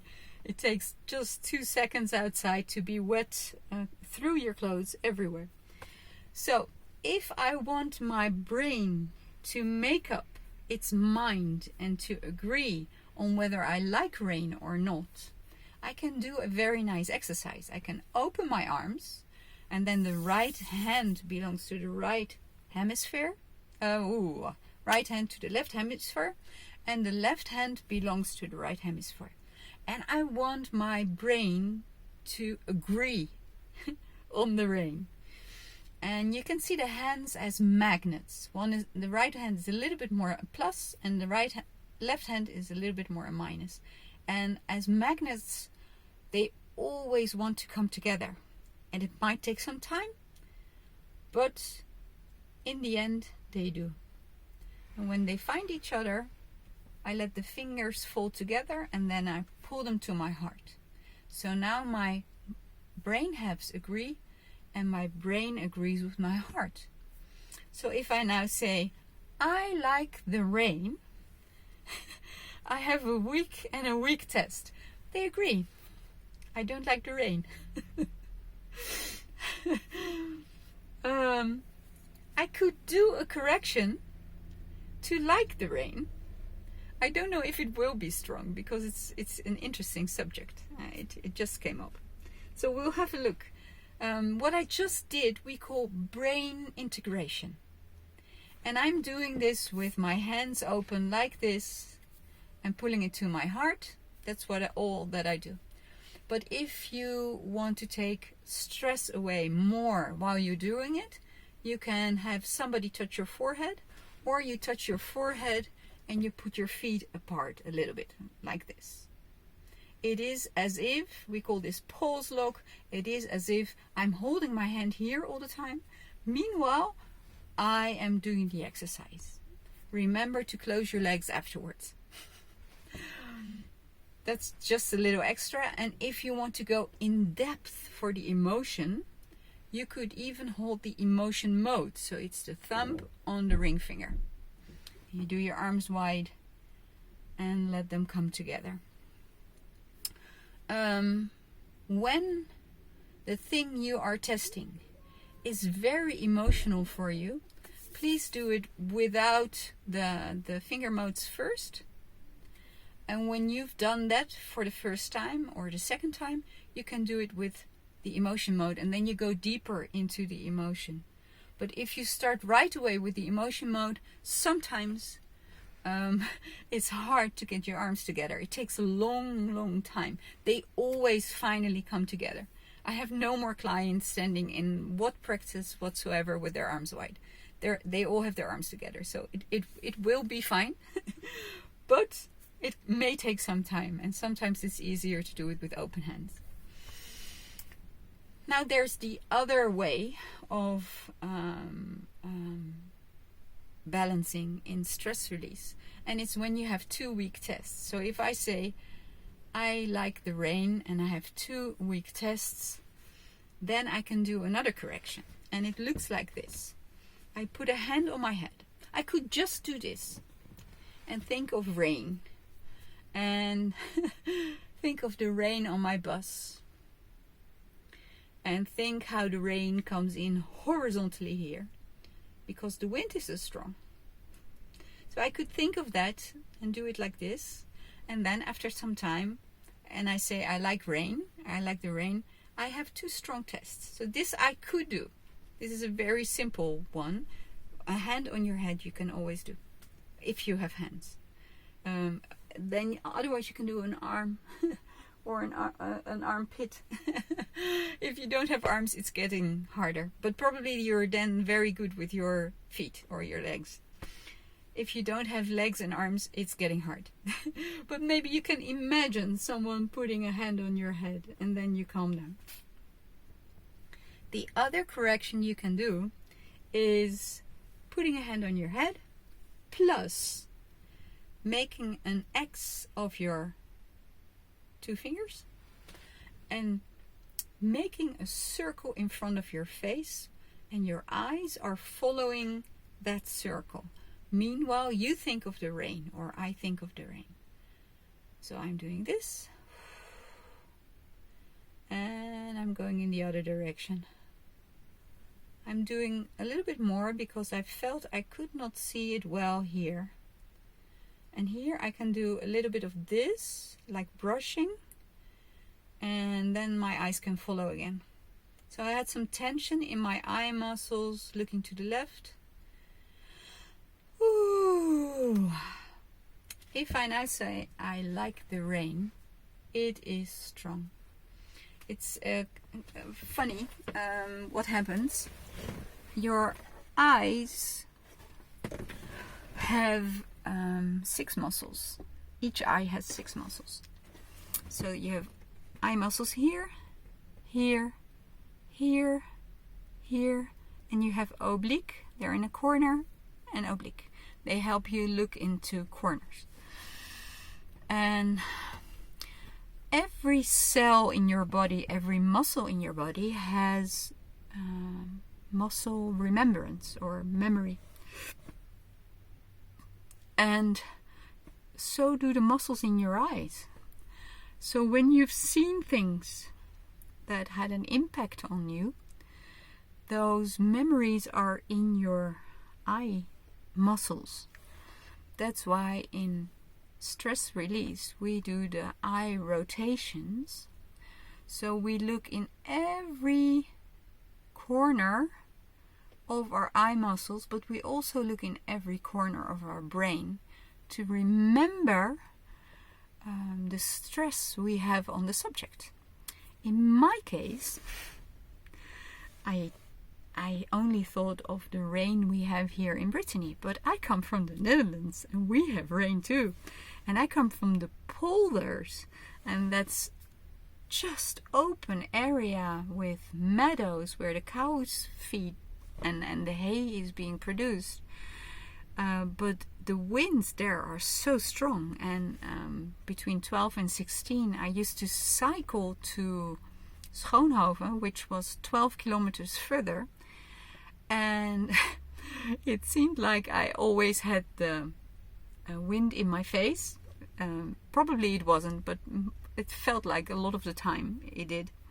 And of course I had so much rain, and I used to have a gear like pants and a jacket that would hold back the rain.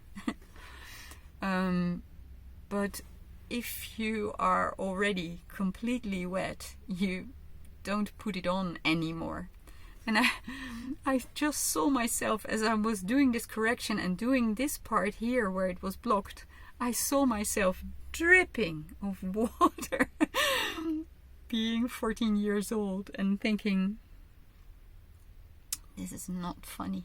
Especially when it was raining so hard when you went to school. Then you had 8 or 9 hours at school being completely wet. And then you went home. I do remember one time going home and I was already completely soaked. And then even when I saw puddles with water in it, I would skip with my feet. So even my feet and my shoes got soaked. So I think I went straight into the shower after that. But that was a fun part, but the other part was not so funny. So that's maybe when I stopped loving the rain.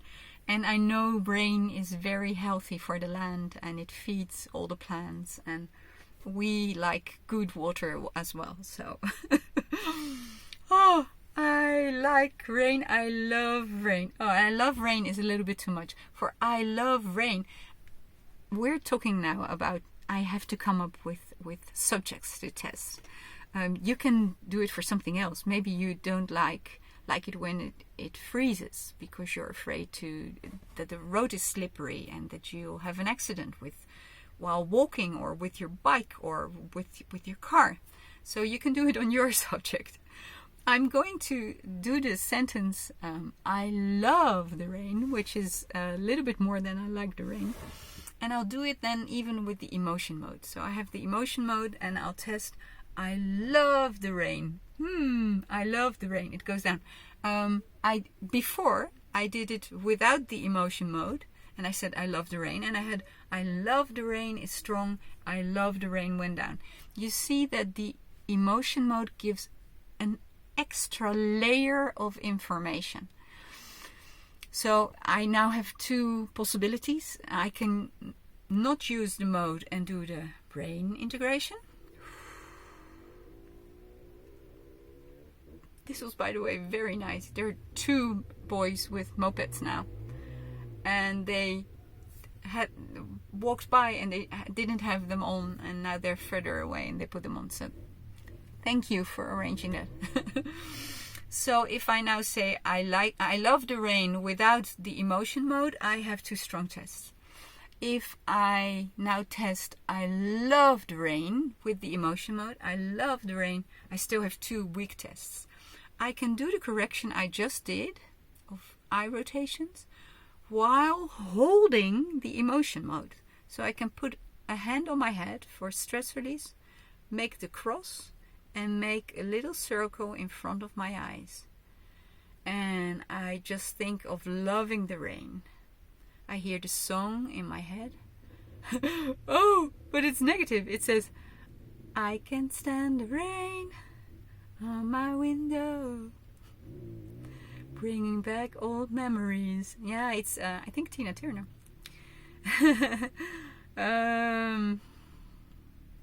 Maybe the song influenced me as well. Rain can be very nice as well. I remember when I was a little child, like 2, 3, 4 years old, in the summer when it has been a really warm day and then comes the rain with the thunder, and then you may not go out, but you're watching the thunder, and then it all stops, but everything is wet. I remember running through the grass of our garden and walking on our path, and there were puddles with water in it, and it was warm. It was warm, so I was dancing in the puddles. So I remember a very good thing as well. So if I say now with the emotion mode, I love the rain, I now have a strong test. So you can do this for you. I'm going to pause a little bit because talking about rain and drinking so much water, I need to do a little stop, and I'll be right back. See you in a very short time. I'm back again. Maybe you had a little short break as well. We're doing beautifully 2 hours. I think I'll make it in 2.5. Are you up to that?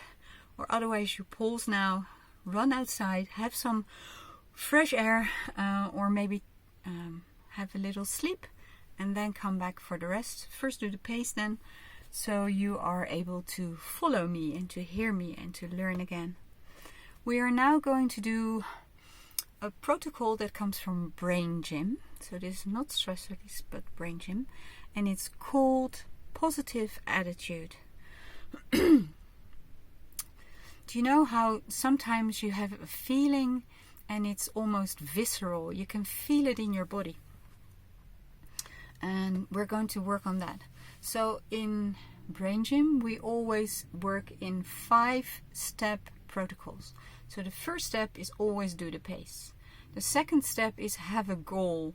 Have a goal that is in pace. So it's P, positive, A, active, C, clear, and E, energetic. Third step is we are going to experience what the goal is doing to our body. We can either muscle test or we can just observe in our bodies. We're going to observe. This is the first protocol when you do the whole training, Brain Gym 101. That's 4 days, by the way. And very, very helpful. If you want to get unstuck and start learning again, feel very welcome to do that one because it's wonderful. Step 4 is the learning program. So that's like a correction, but it's doing a movement in the body. I already told you 40 million bits up and 40 down. So we do a movement in the body, or we do a breathing, or in this case we do 2 exercises to relax the body so the mind goes out of fight flight, and it will heal the body and you'll feel better. And step 5 is like step 3, the observing again. Do I still feel it? Where is it in my body? No, it's totally gone. And then step 6 is not an official one, but it's the best step of all. We rejoice. We say yes. We jump for joy. So we're going to do a 5-step balance for Brain Gym. And we do the pace very shortly.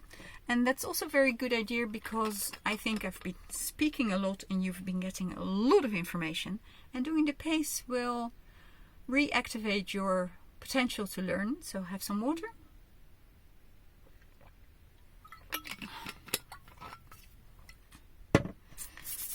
Then we make a little piston and we massage, other hand on the belly button. Ooh.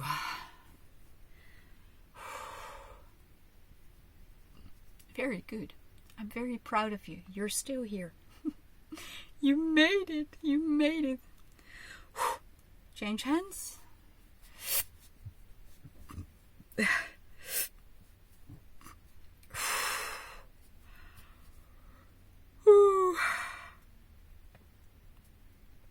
We'll do a little cross crawl. I'll stay seated now. You can hear my feet under the table.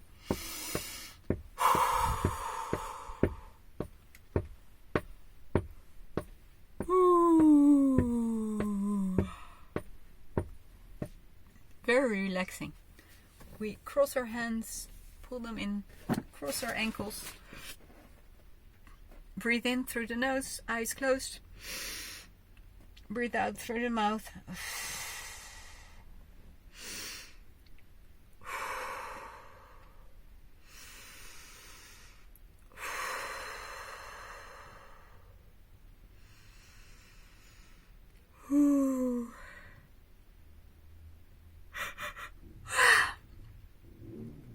Open your eyes, fingertips together.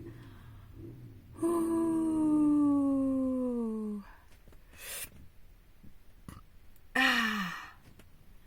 Very happy. It's sunny and blue sky. Thank you so much. Thank you so much. I loved it. Ooh.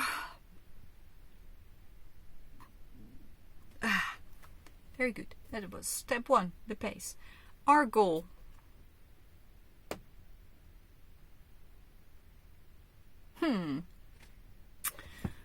Can we do that? Is that a good... No, it's not a good topic. Let's do a topic of weather. I don't know. Maybe it will then not be so heavy. Maybe it will. Think of a weather type that you do not like, or that makes you angry or frustrated, or what I see here in Brittany. I was told in the Netherlands, if it's not nice weather, so if it's raining or it's very cold, you stay inside. We were trained that way. Stay inside. It's not nice weather. Come here. It's raining cats and dogs. Stay here. I've had a dog for almost 16 years, and you know, when you gotta go, you gotta go. So I've been out in all kinds of weather, but I'm trained that way. So it's in my program. And here I see people getting out of their cars when it's windy and raining, and they go for a walk. They go for a walk when it's nice, but they go for a walk when it's raining. And they just go, and they don't seem to have this program that I have. So have a look for yourself if there is some kind of weather that doesn't feel good to you. Could be snowstorms and being afraid to be blocked in your car. And maybe it's, I was afraid of lightning when we had a boat. I've been married to Fred for 20 years, and we were sailors, and I really, really, really didn't like to be on the water with a high mast in the water. So think of a kind of weather situation, or maybe drought, or maybe you don't like heat, or you don't like the full sun on your head, maybe whatever it is. So you have your subject, and then we just think of it. You don't have to say I like or I love. Just think of that kind of weather. Okay, so that's part 2. We have our goal. And now you close your eyes and you feel for yourself when there is that kind of weather. I feel, and you feel it somewhere in your body. So right now I feel it in my throat. But you can feel it in your belly, in your head, wherever you feel it, and you touch that part of your body. And we're going to describe this feeling for ourselves. So you can feel if this feeling is, for example, if it has a shape. Is it round?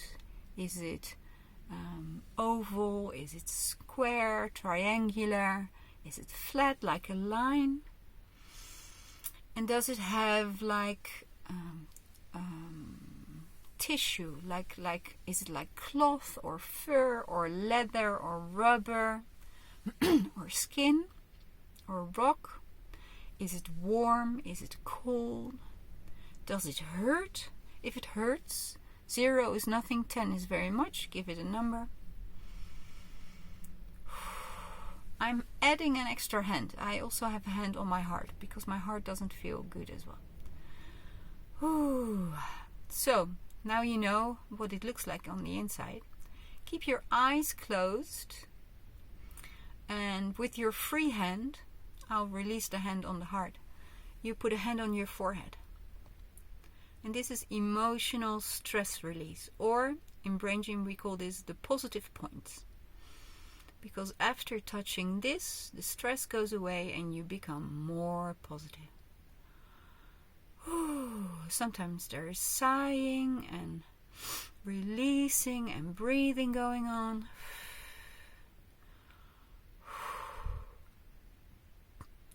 I feel I start sitting differently. My muscles, the tension in my body goes away.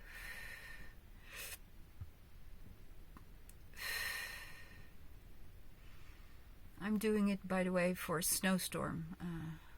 1.5 years ago, 2 years ago, I was locked in my bus in the center of the village, and I could not go forth or back. I could not even go out to have my dog go for a pee. Everything was snowed in Sweden.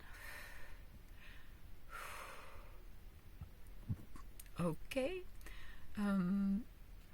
Now we're going to do the hookups. Do you remember? You cross your arms and you hook up your legs.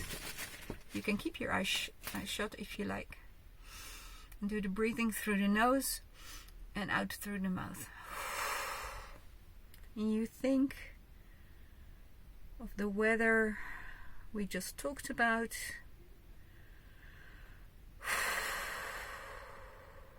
And feel the effect on your body. What does it do? What happens to the area you were touching before? I sometimes sigh, I need to burp, I release.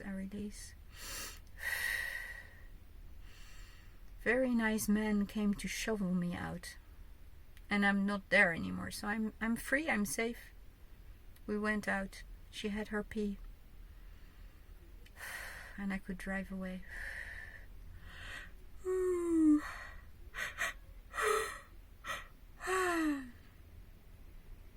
You can unhook your arms and go again with your hand to the place where was the sensation in your body, and feel again with me. What is the shape? We're now in part 5 of this protocol. We're now sensing what has changed. Does the area still have a shape? Or does it still have a texture? Or a temperature? Or is there pain? And if there was a pain, how high was it and how high is it right now? And now you have options. The option is that the sensation shifts to another part in the body, or you're done. If you're done, you can open your eyes. If it shifts to another part, you repeat what we just did. So just pause the video and repeat what we just did. Okay, I'm going to open my eyes. There you are again. I cannot see you, but you can see me. The sensation I had in my throat went away. And it feels better, and I feel more relaxed, and I feel my shoulders are more straight, and I can sit nicely on my sitting bones. I want some water. And we have the most important number 6. Yay! So we just did maybe your first Brain Gym balance for the positive attitude. If you have children, do this with your children. If you have colleagues, or if you're an entrepreneur and you have employees, do it with them. The beautiful thing is, and do the pace, well, do the whole protocol, because the living together or the working together becomes so much better when you address stress like this. Do you feel that you feel much better? You could even make a selfie here to have an idea what this balance does to you. Let me see. The next one we're going to do is from stress relief. No, it's from brain gym as well. And it has to do with breathing. I'm a trainer in Brain Gym 101 and 104. 104 is 2 days, and I just teach you the 26 basic movements of the body to balance the brain. And the pace, of course. In Brain Gym 101, that was there before 104 came. 104 is very new. It's a training of 4 days, and you are taught the 26 exercises, but also many protocols of 5 steps for seeing, for hearing, for communicating, for moving, for organizing, for focusing. You feel a completely new person when you've done this. And this is just one balance of it. If you go a little bit further, because there are many Brain Gym trainings, after that you can do Brain Gym 201. My youngest son is teacher in that. And it has to do with dominances. So you understand under pressure or under stress that the non-dominant side of your brain will not have energy and fall away, and only the dominant one stays up and will be able to influence parts of your body. So that's why sometimes people cannot speak or cannot act or cannot move while they're stressed, because their non-dominant sides are non-active. And once you know that of yourself, you can be kinder to yourself, because otherwise you might say, why didn't I speak up? Why didn't I say something? You couldn't. Then after that comes Brain Gym 30, I think it's 1. Yeah, and it's called Brain Gym in Depth. And you learn to work with 7 dimensions. In 101 you work with 3. So left, right, up, down, front and back. And in this in depth we have 7 dimensions. And 1 is the dimension of breath. And we test it with 2 fingers just below the sternum. Here in the angle left. You go under the ribs and then you test. And it's off. You don't have to know this test, but we're going to do breathing together. There's 3 ways we're going to test this. 1 is by taking in all the air we can, and then we test. Then is all empty, and we test. And we then do normal breathing. And completely in and completely out should be weak tests, because we cannot sustain being completely full or completely empty. And the normal breathing should be a strong test. We do this on one arm. So we're taking all the air in.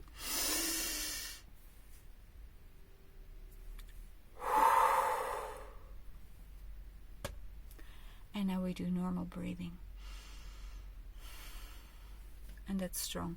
Did you see that the first test was strong and it's supposed to be weak? So breathing is off. And that's reflex of the body for survival. Say you...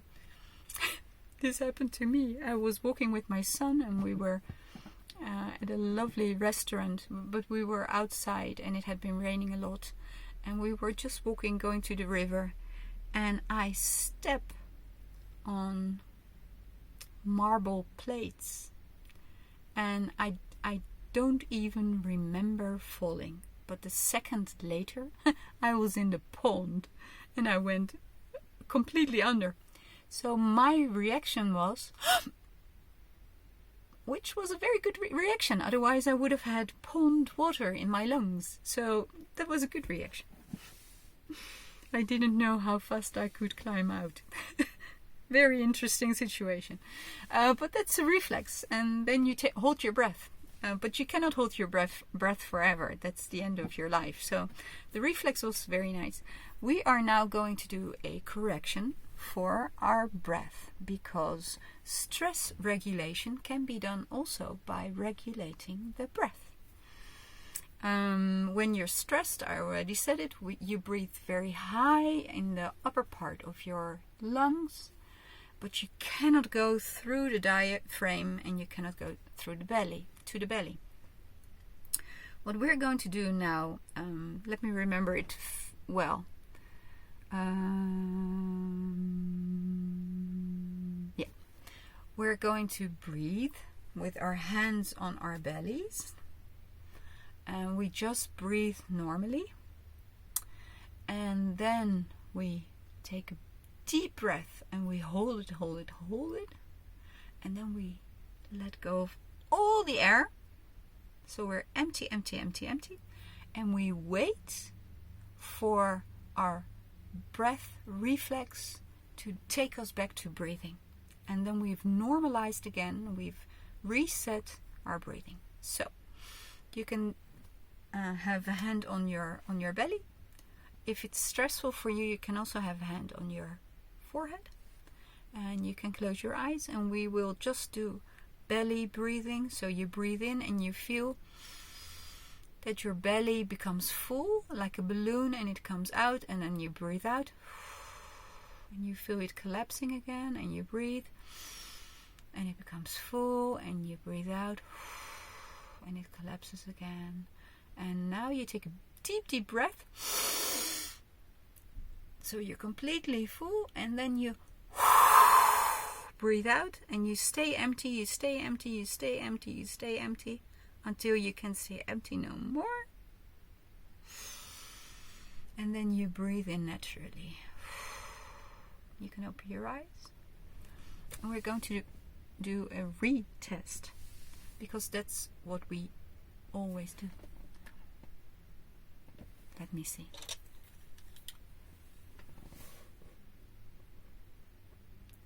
Yeah, I think everything's going right.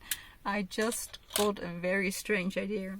Of course, I went to the toilet, and then I thought, did I press it back on? I think I have. It was on 2 hours, and we're on more now. We're on 2 hours, and then I think it's 21. It's in white letters on white, so I cannot see it. But I believe we're further. Thank you for still being here. It just came to me. So, for breathing, we're going to test again. We're going to take a big breath in, and we test.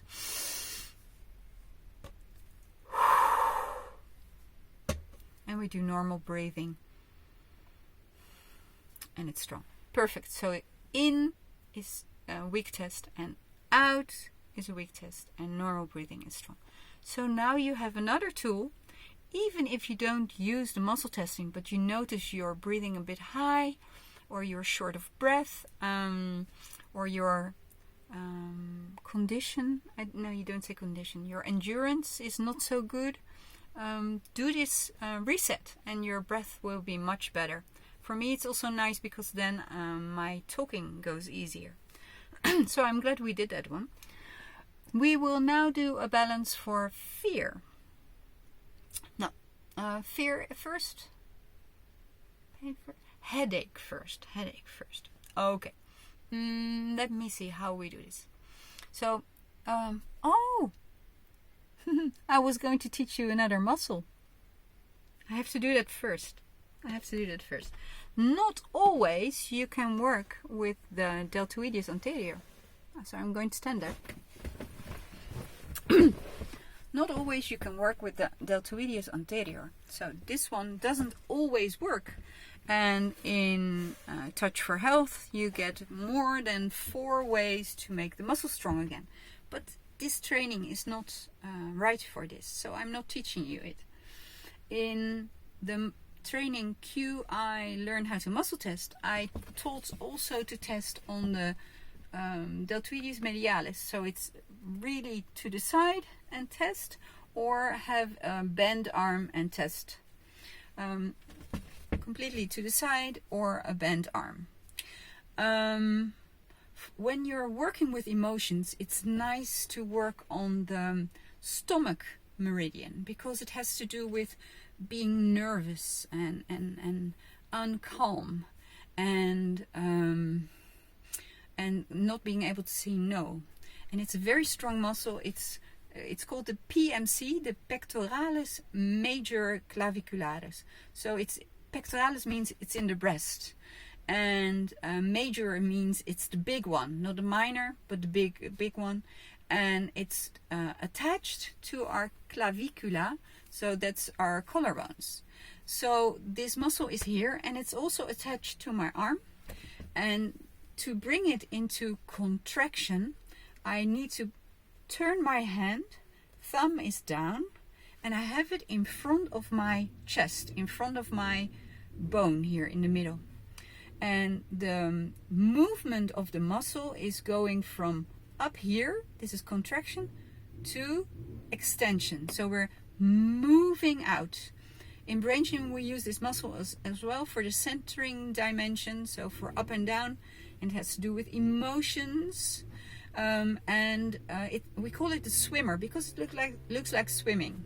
So for the other hand, thumb down, hand completely twisted in front of the what do you call this bone? I don't remember the name. The bone on top of your heart. A strong test stays here, a weak test goes down. We were going to work for headaches, and headaches also have a lot to do with the stomach meridian. People that have migraines often vomit, but they certainly cannot eat because their stomach is blocked. And in our posture, the 5 muscles, it's not 5 muscles, but we have 5 muscle tests of the front of the neck belong to the stomach meridian, and the 5 tests we have of the muscles on the back side of the neck are belonging to the stomach meridian. Sometimes you see people walking with their noses up in the air, and we think, oh, they feel better than us, they feel superior to us. Probably not. They probably feel fearful, because when people get stressed, very often the muscles on the front side of the neck become weak. So we have nothing here to pull our chin down anymore, but we do have muscles in the back, and they're pulling. They're pulling us away from danger. So that's why you walk like that. And 3 very interesting things happen there. The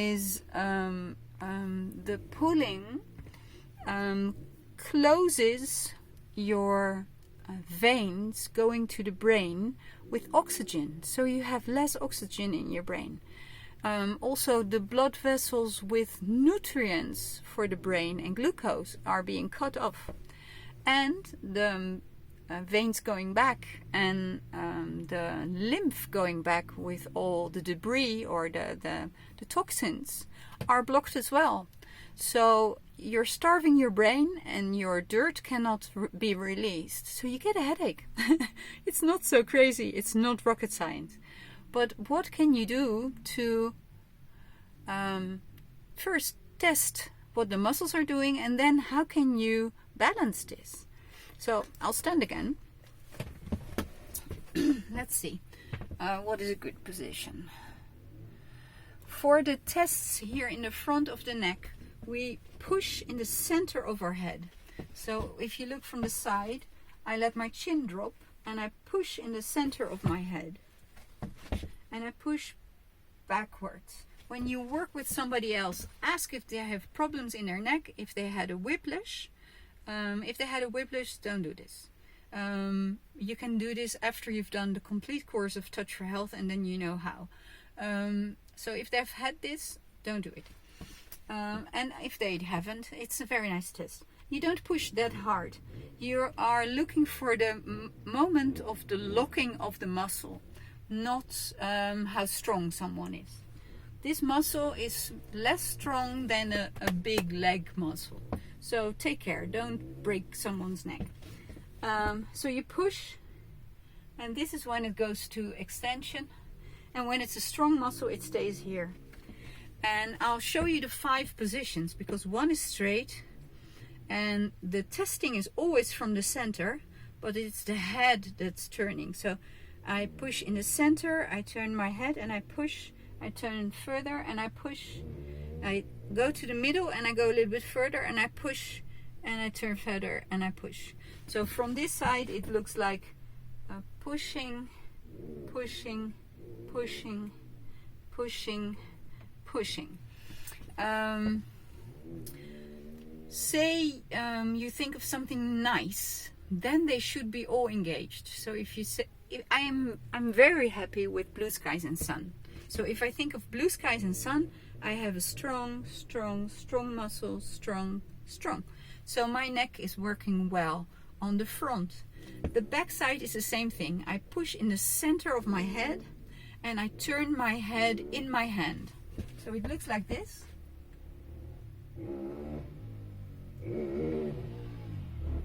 You see? And it's nice and strong, so I can keep my head up my shoulders and my head stays straight. If I think of the snowstorm I was in and my bus was completely compacted in snow and I could not go anywhere, I was stuck. If I think of that, the muscle is weak. You see, I push back. So now I want to do a form of stress release. So we had 3 options.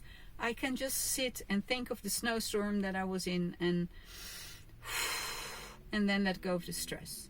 Or I can think of the situation and I press my arms. So I have a strong and a weak one and I can do brain integration. Or even if I want to go deeper and I use the emotion mode and I think of the situation, I even have 2 weak arms. So what I can do is do the eye rotations. Ooh. And when I've done that, I can test again. Hey, this is strong. And without the emotion mode, and I think of it, it's strong. So if I now think of the situation and I test the front muscles of my neck, they're strong. So this you can do yourself. If you have a nice subject you can test on. It can also be like an exam or having to go to your parents-in-law or going on a holiday you don't want to go on, or worrying about money, I don't know, or about health. Pause and do this balance for yourself and then come back. And remember to do this when you have a headache, because when we're stressed we don't remember things because we cannot think. So this has to become a habit, and when it's a habit then you can choose it, and when it's not a habit it's just being pushed away and you probably go to your bed with a paracetamol. I think you call it differently in America, but some kind of medicine or an aspirin. Very good, guys. This was the protocol for headaches. There's also a very simple technique. I need to wash my hands for a second because I probably have not been working for myself alone.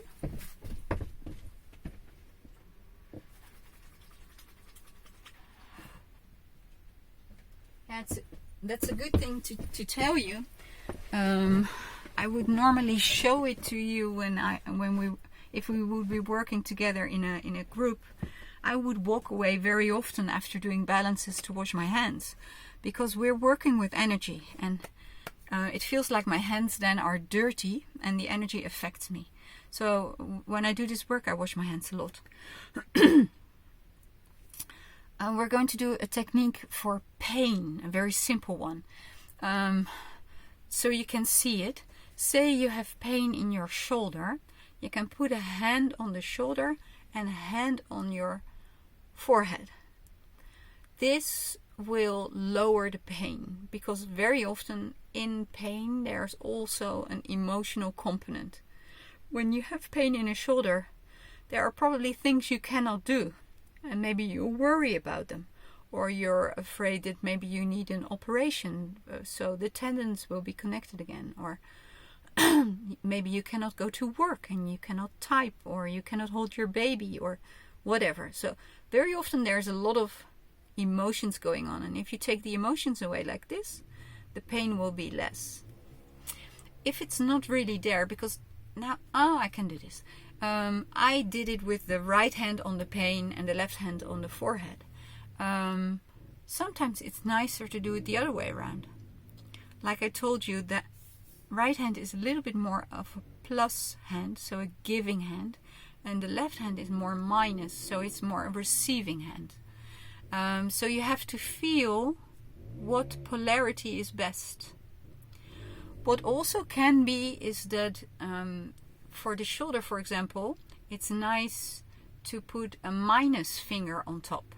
So pain usually is an over energy, and if you put a plus finger, this is my right hand, so plus, if you put it on it, the pain becomes more.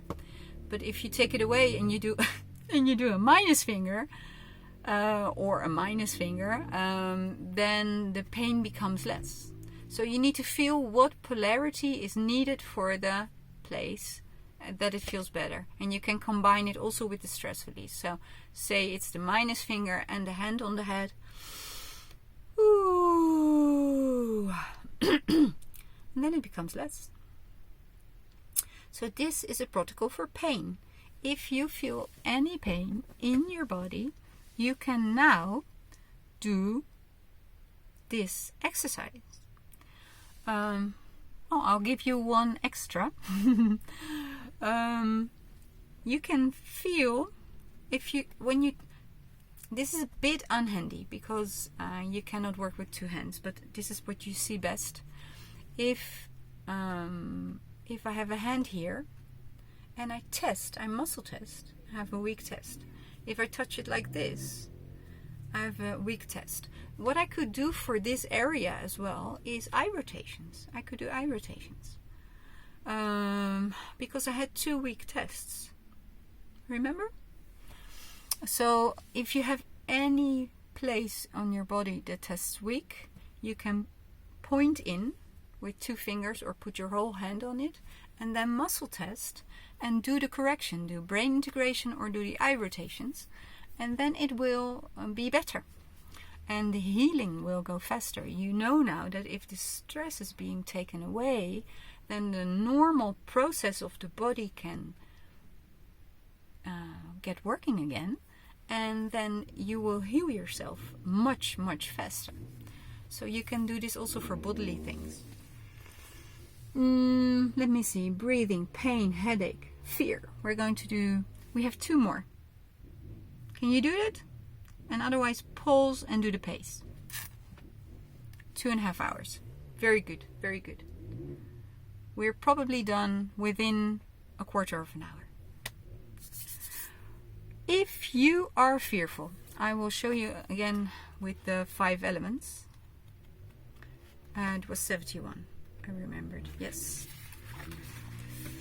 5 elements. So, if you look at the 5 elements, that's the direction. They feed each other. It's easy to imagine that water feeds the plants, so wood, and wood feeds the fire, and then the fire with the ashes feed the earth, and the earth feeds the metals. That's the Sheng cycle, and that's the feeding cycle. So they make each other bigger. But there's also a co-cycle. So the water can make the fire a little bit smaller, control the fire, and the fire can control the metal, and the metal can control and cut or saw the wood, and the wood can control the earth. The plants are holding the earth together with their roots.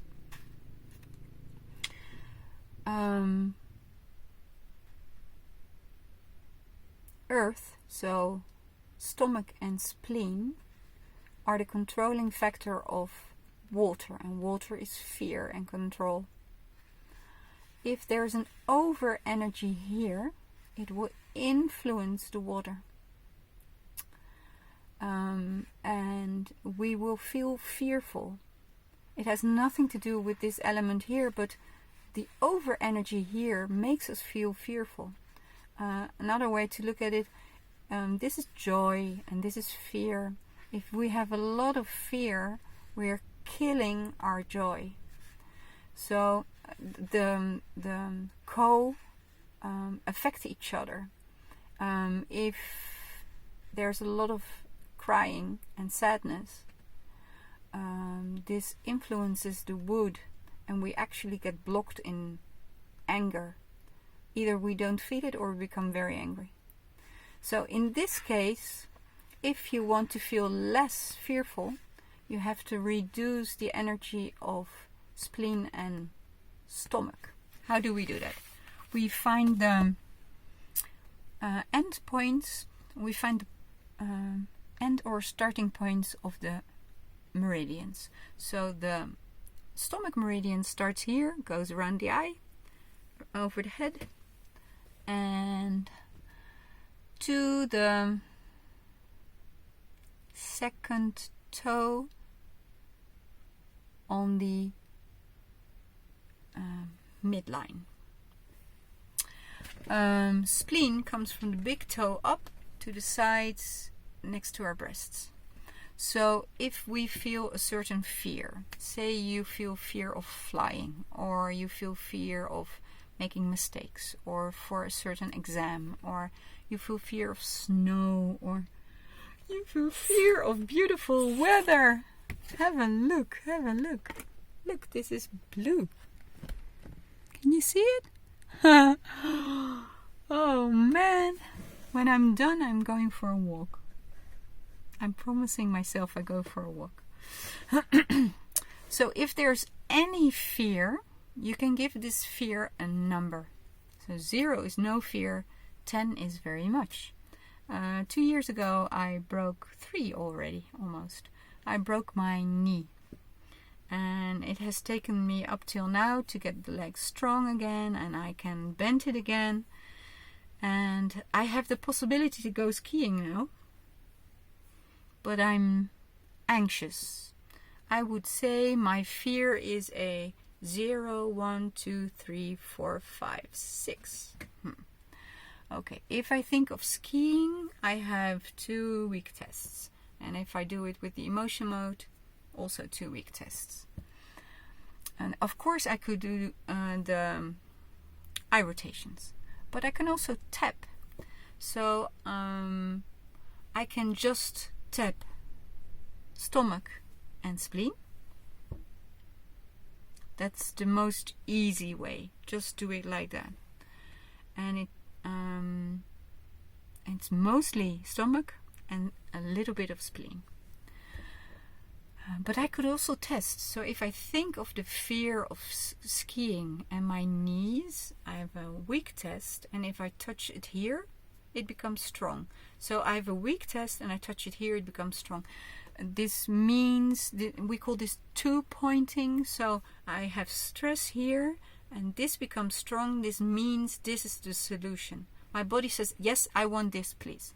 So if I think of skiing and I do this, then I tap away the over energy that I have in the stomach meridian, and my fear will become less. So my fear was a 6. I'll do it. You find a fear for yourself, and maybe it's fear of driving on the highway, or maybe it's fear of heights, or maybe it's fear of being sick, or whatever. And you can just tap with me, or you can test, and then test if you need to do this, or you need to do that. In my case, I need to do this. So I think of skiing. I see myself skiing. Oh, I see myself fall, and I bend my knee in a very nasty position, and that's not a good situation. I can imagine that I'm afraid of that. Oh, I see myself fall from the ski lift. Uh-oh, that leg doesn't look good. Oh, and I see myself fall because I slip and I fall over my sticks. I'm actually not having my skis on. I'm walking on ice. Oh, how many thoughts do I have? I thought it was quite okay. Very good. So, if I don't feel right now I need to do this, but if you feel there's more fear, you can tap here as well. If I now think of skiing, I have 2 strong tests, and with the emotion mode, 2 strong tests, and my fear, I test by touching the notch, so that's the dent here in the throat. The fear of skiing is 0, 1, 2. Let's see, I have a weak test. If I touch it here, it becomes strong. Probably the fear goes a little bit more down than 2 if I do this.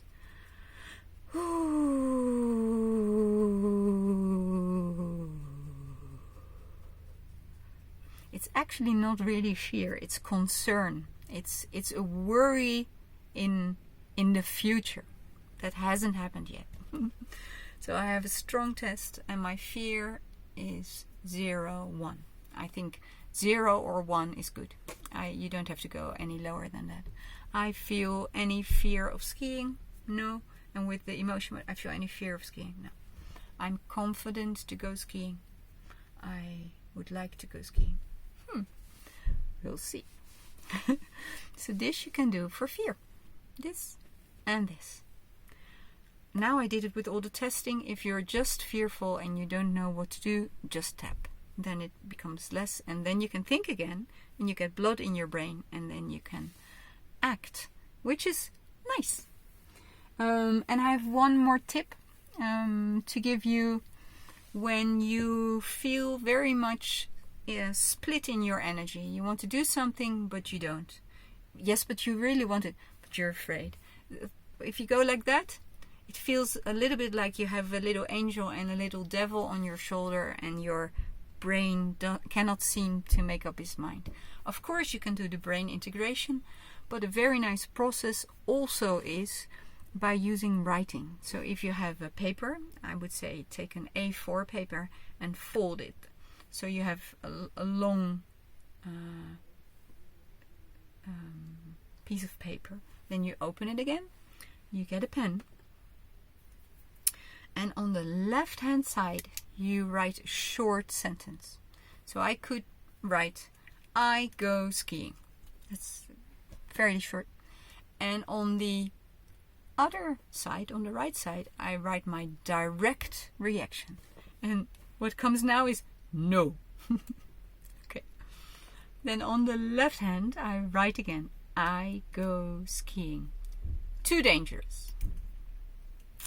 And on the left hand again, I go skiing. What if you break your leg? And on the left hand, you write again, I go skiing. And my reaction is, then I would have to heal again. I did it once. On the left side, I go skiing. Maybe I don't break my leg at all. I go skiing. I used to love to ski. I go skiing. I love it when the snow is new and there's blue piste. I go skiing. I might. I go skiing. Yes, I want to. You see this process? Because all this is in programs and in your subconscious or your unconscious, you're not aware of it. But once you start writing, you have to answer yourself. So your ego answers and you get the answers. And I now did it in, I think, 12 steps. Sometimes you need 20. Sometimes you need 3. But it's a very nice process, and it gives you, it kind of acknowledges also the part of yourself that wants to keep you safe. When I broke my leg last time, I could not drive. It was my left leg and I could not push the clutch. So I was stuck in a place where I was not allowed to park for more than a week. So, there are many reasons for your subconscious to keep you away from something, because it thinks it is extremely dangerous and something will go wrong for you. And it wants to keep you alive. That's mostly why we have all those reflexes keeping us back, and why we have sabotage. It made real good sense long ago, but now you're strong and now you're a grown-up, and now maybe all those things will not happen to you. So I really want to know how you feel, what all these balances did to you, if you feel confident that you can muscle test, or do the hand on your head, or do the brain integration, or do the eye rotations. Do you feel you dare do this with someone else? Do you have questions? What do you think of the training? Would you advise it to someone else? So this leads me to, and what's next? Well, what's next in my curriculum? I have 13 books in English now, so you can start anywhere. Most of them are for you to feel better and have tips and tricks to heal yourself. For the last month I've been translating deprogramming. You can start with this one, Heal Yourself. And because you did QI, Learn How to Muscle Test, and QI, Muscle Testing and Stress, after doing this 1-2 months, you can move to this one because you have all the information you need. Do it on yourself for a month, I would say, and then you can practice on others. Yes, and when you're doing this for some time, you might want to explore your potential and open up to the light and the love that you are, and connect to your 12 chakras and your 12 strands of DNA that belong to the 5D reality. It's getting rather good, guys. So you might want to study a little bit more. Maybe you say, oof, I loved the other video, but I'm sure going to do stress release. Stress release 1, 2 you can do right away. If you want to go to 3, you need to have done Touch for Health 1 and 2.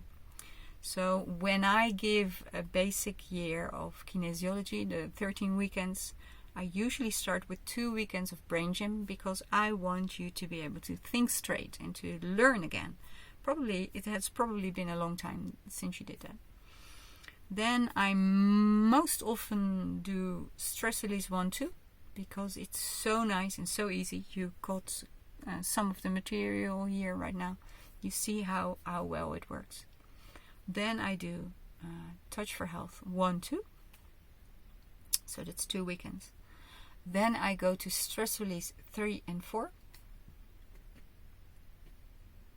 Then I finish Touch for Health 3 and 4.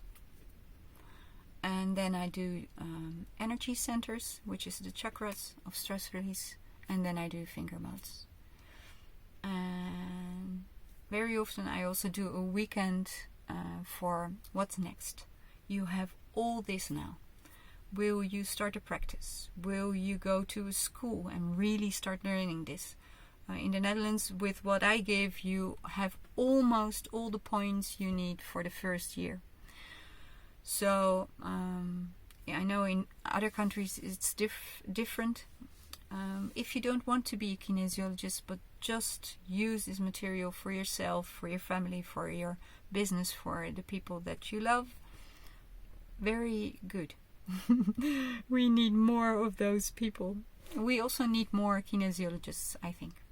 I think there will be a big change in the world, and I think people will choose to keep themselves healthy and happy instead of running to the doctors all the time and getting medication and operations and needles. I think there will be a lot more of taking not control, but being accountable for oneself and how we feel and how we live and how the choices we make. And I believe this is a part of it. So please follow me on my social media. Because you have the course, you will be getting the newsletter. The newsletter is very often in Dutch. If you're reading it on Chrome, in the right corner there's 3 dots and you can click it and you say translate and you can put it in your own language. So it's easy to read. When I work, I always have my crystals in front of me. This one helps me clean and in alignment. This one is the highest crystal and keeps us all centered. There's 12 of them. This is only 10. And it's called the Kristalstad. So that's German, the Crystal City in English. I did a beautiful workshop, online workshop on it. And it's called the Crystalline Matrix Masterclass. And it's available on selfvanizer.com as well. So you could do that one too. And once I have translated this one, there will also be the training Quantum Eye Portal, of which you already did most, but it's with different intentions. I'm just very curious how you feel and how you've experienced all this and how you will apply this into your life. Please go to the private Facebook group, and it's called QI Muscle Testing and Stress. And I'll let you in and ask your questions and share. And let's make this a group experience, because everything done with 2 people or more has a very, very big effect. So I hope to see you there. Wishing you lots of good luck and health and a beautiful life, and hoping to see you somewhere online or in true life.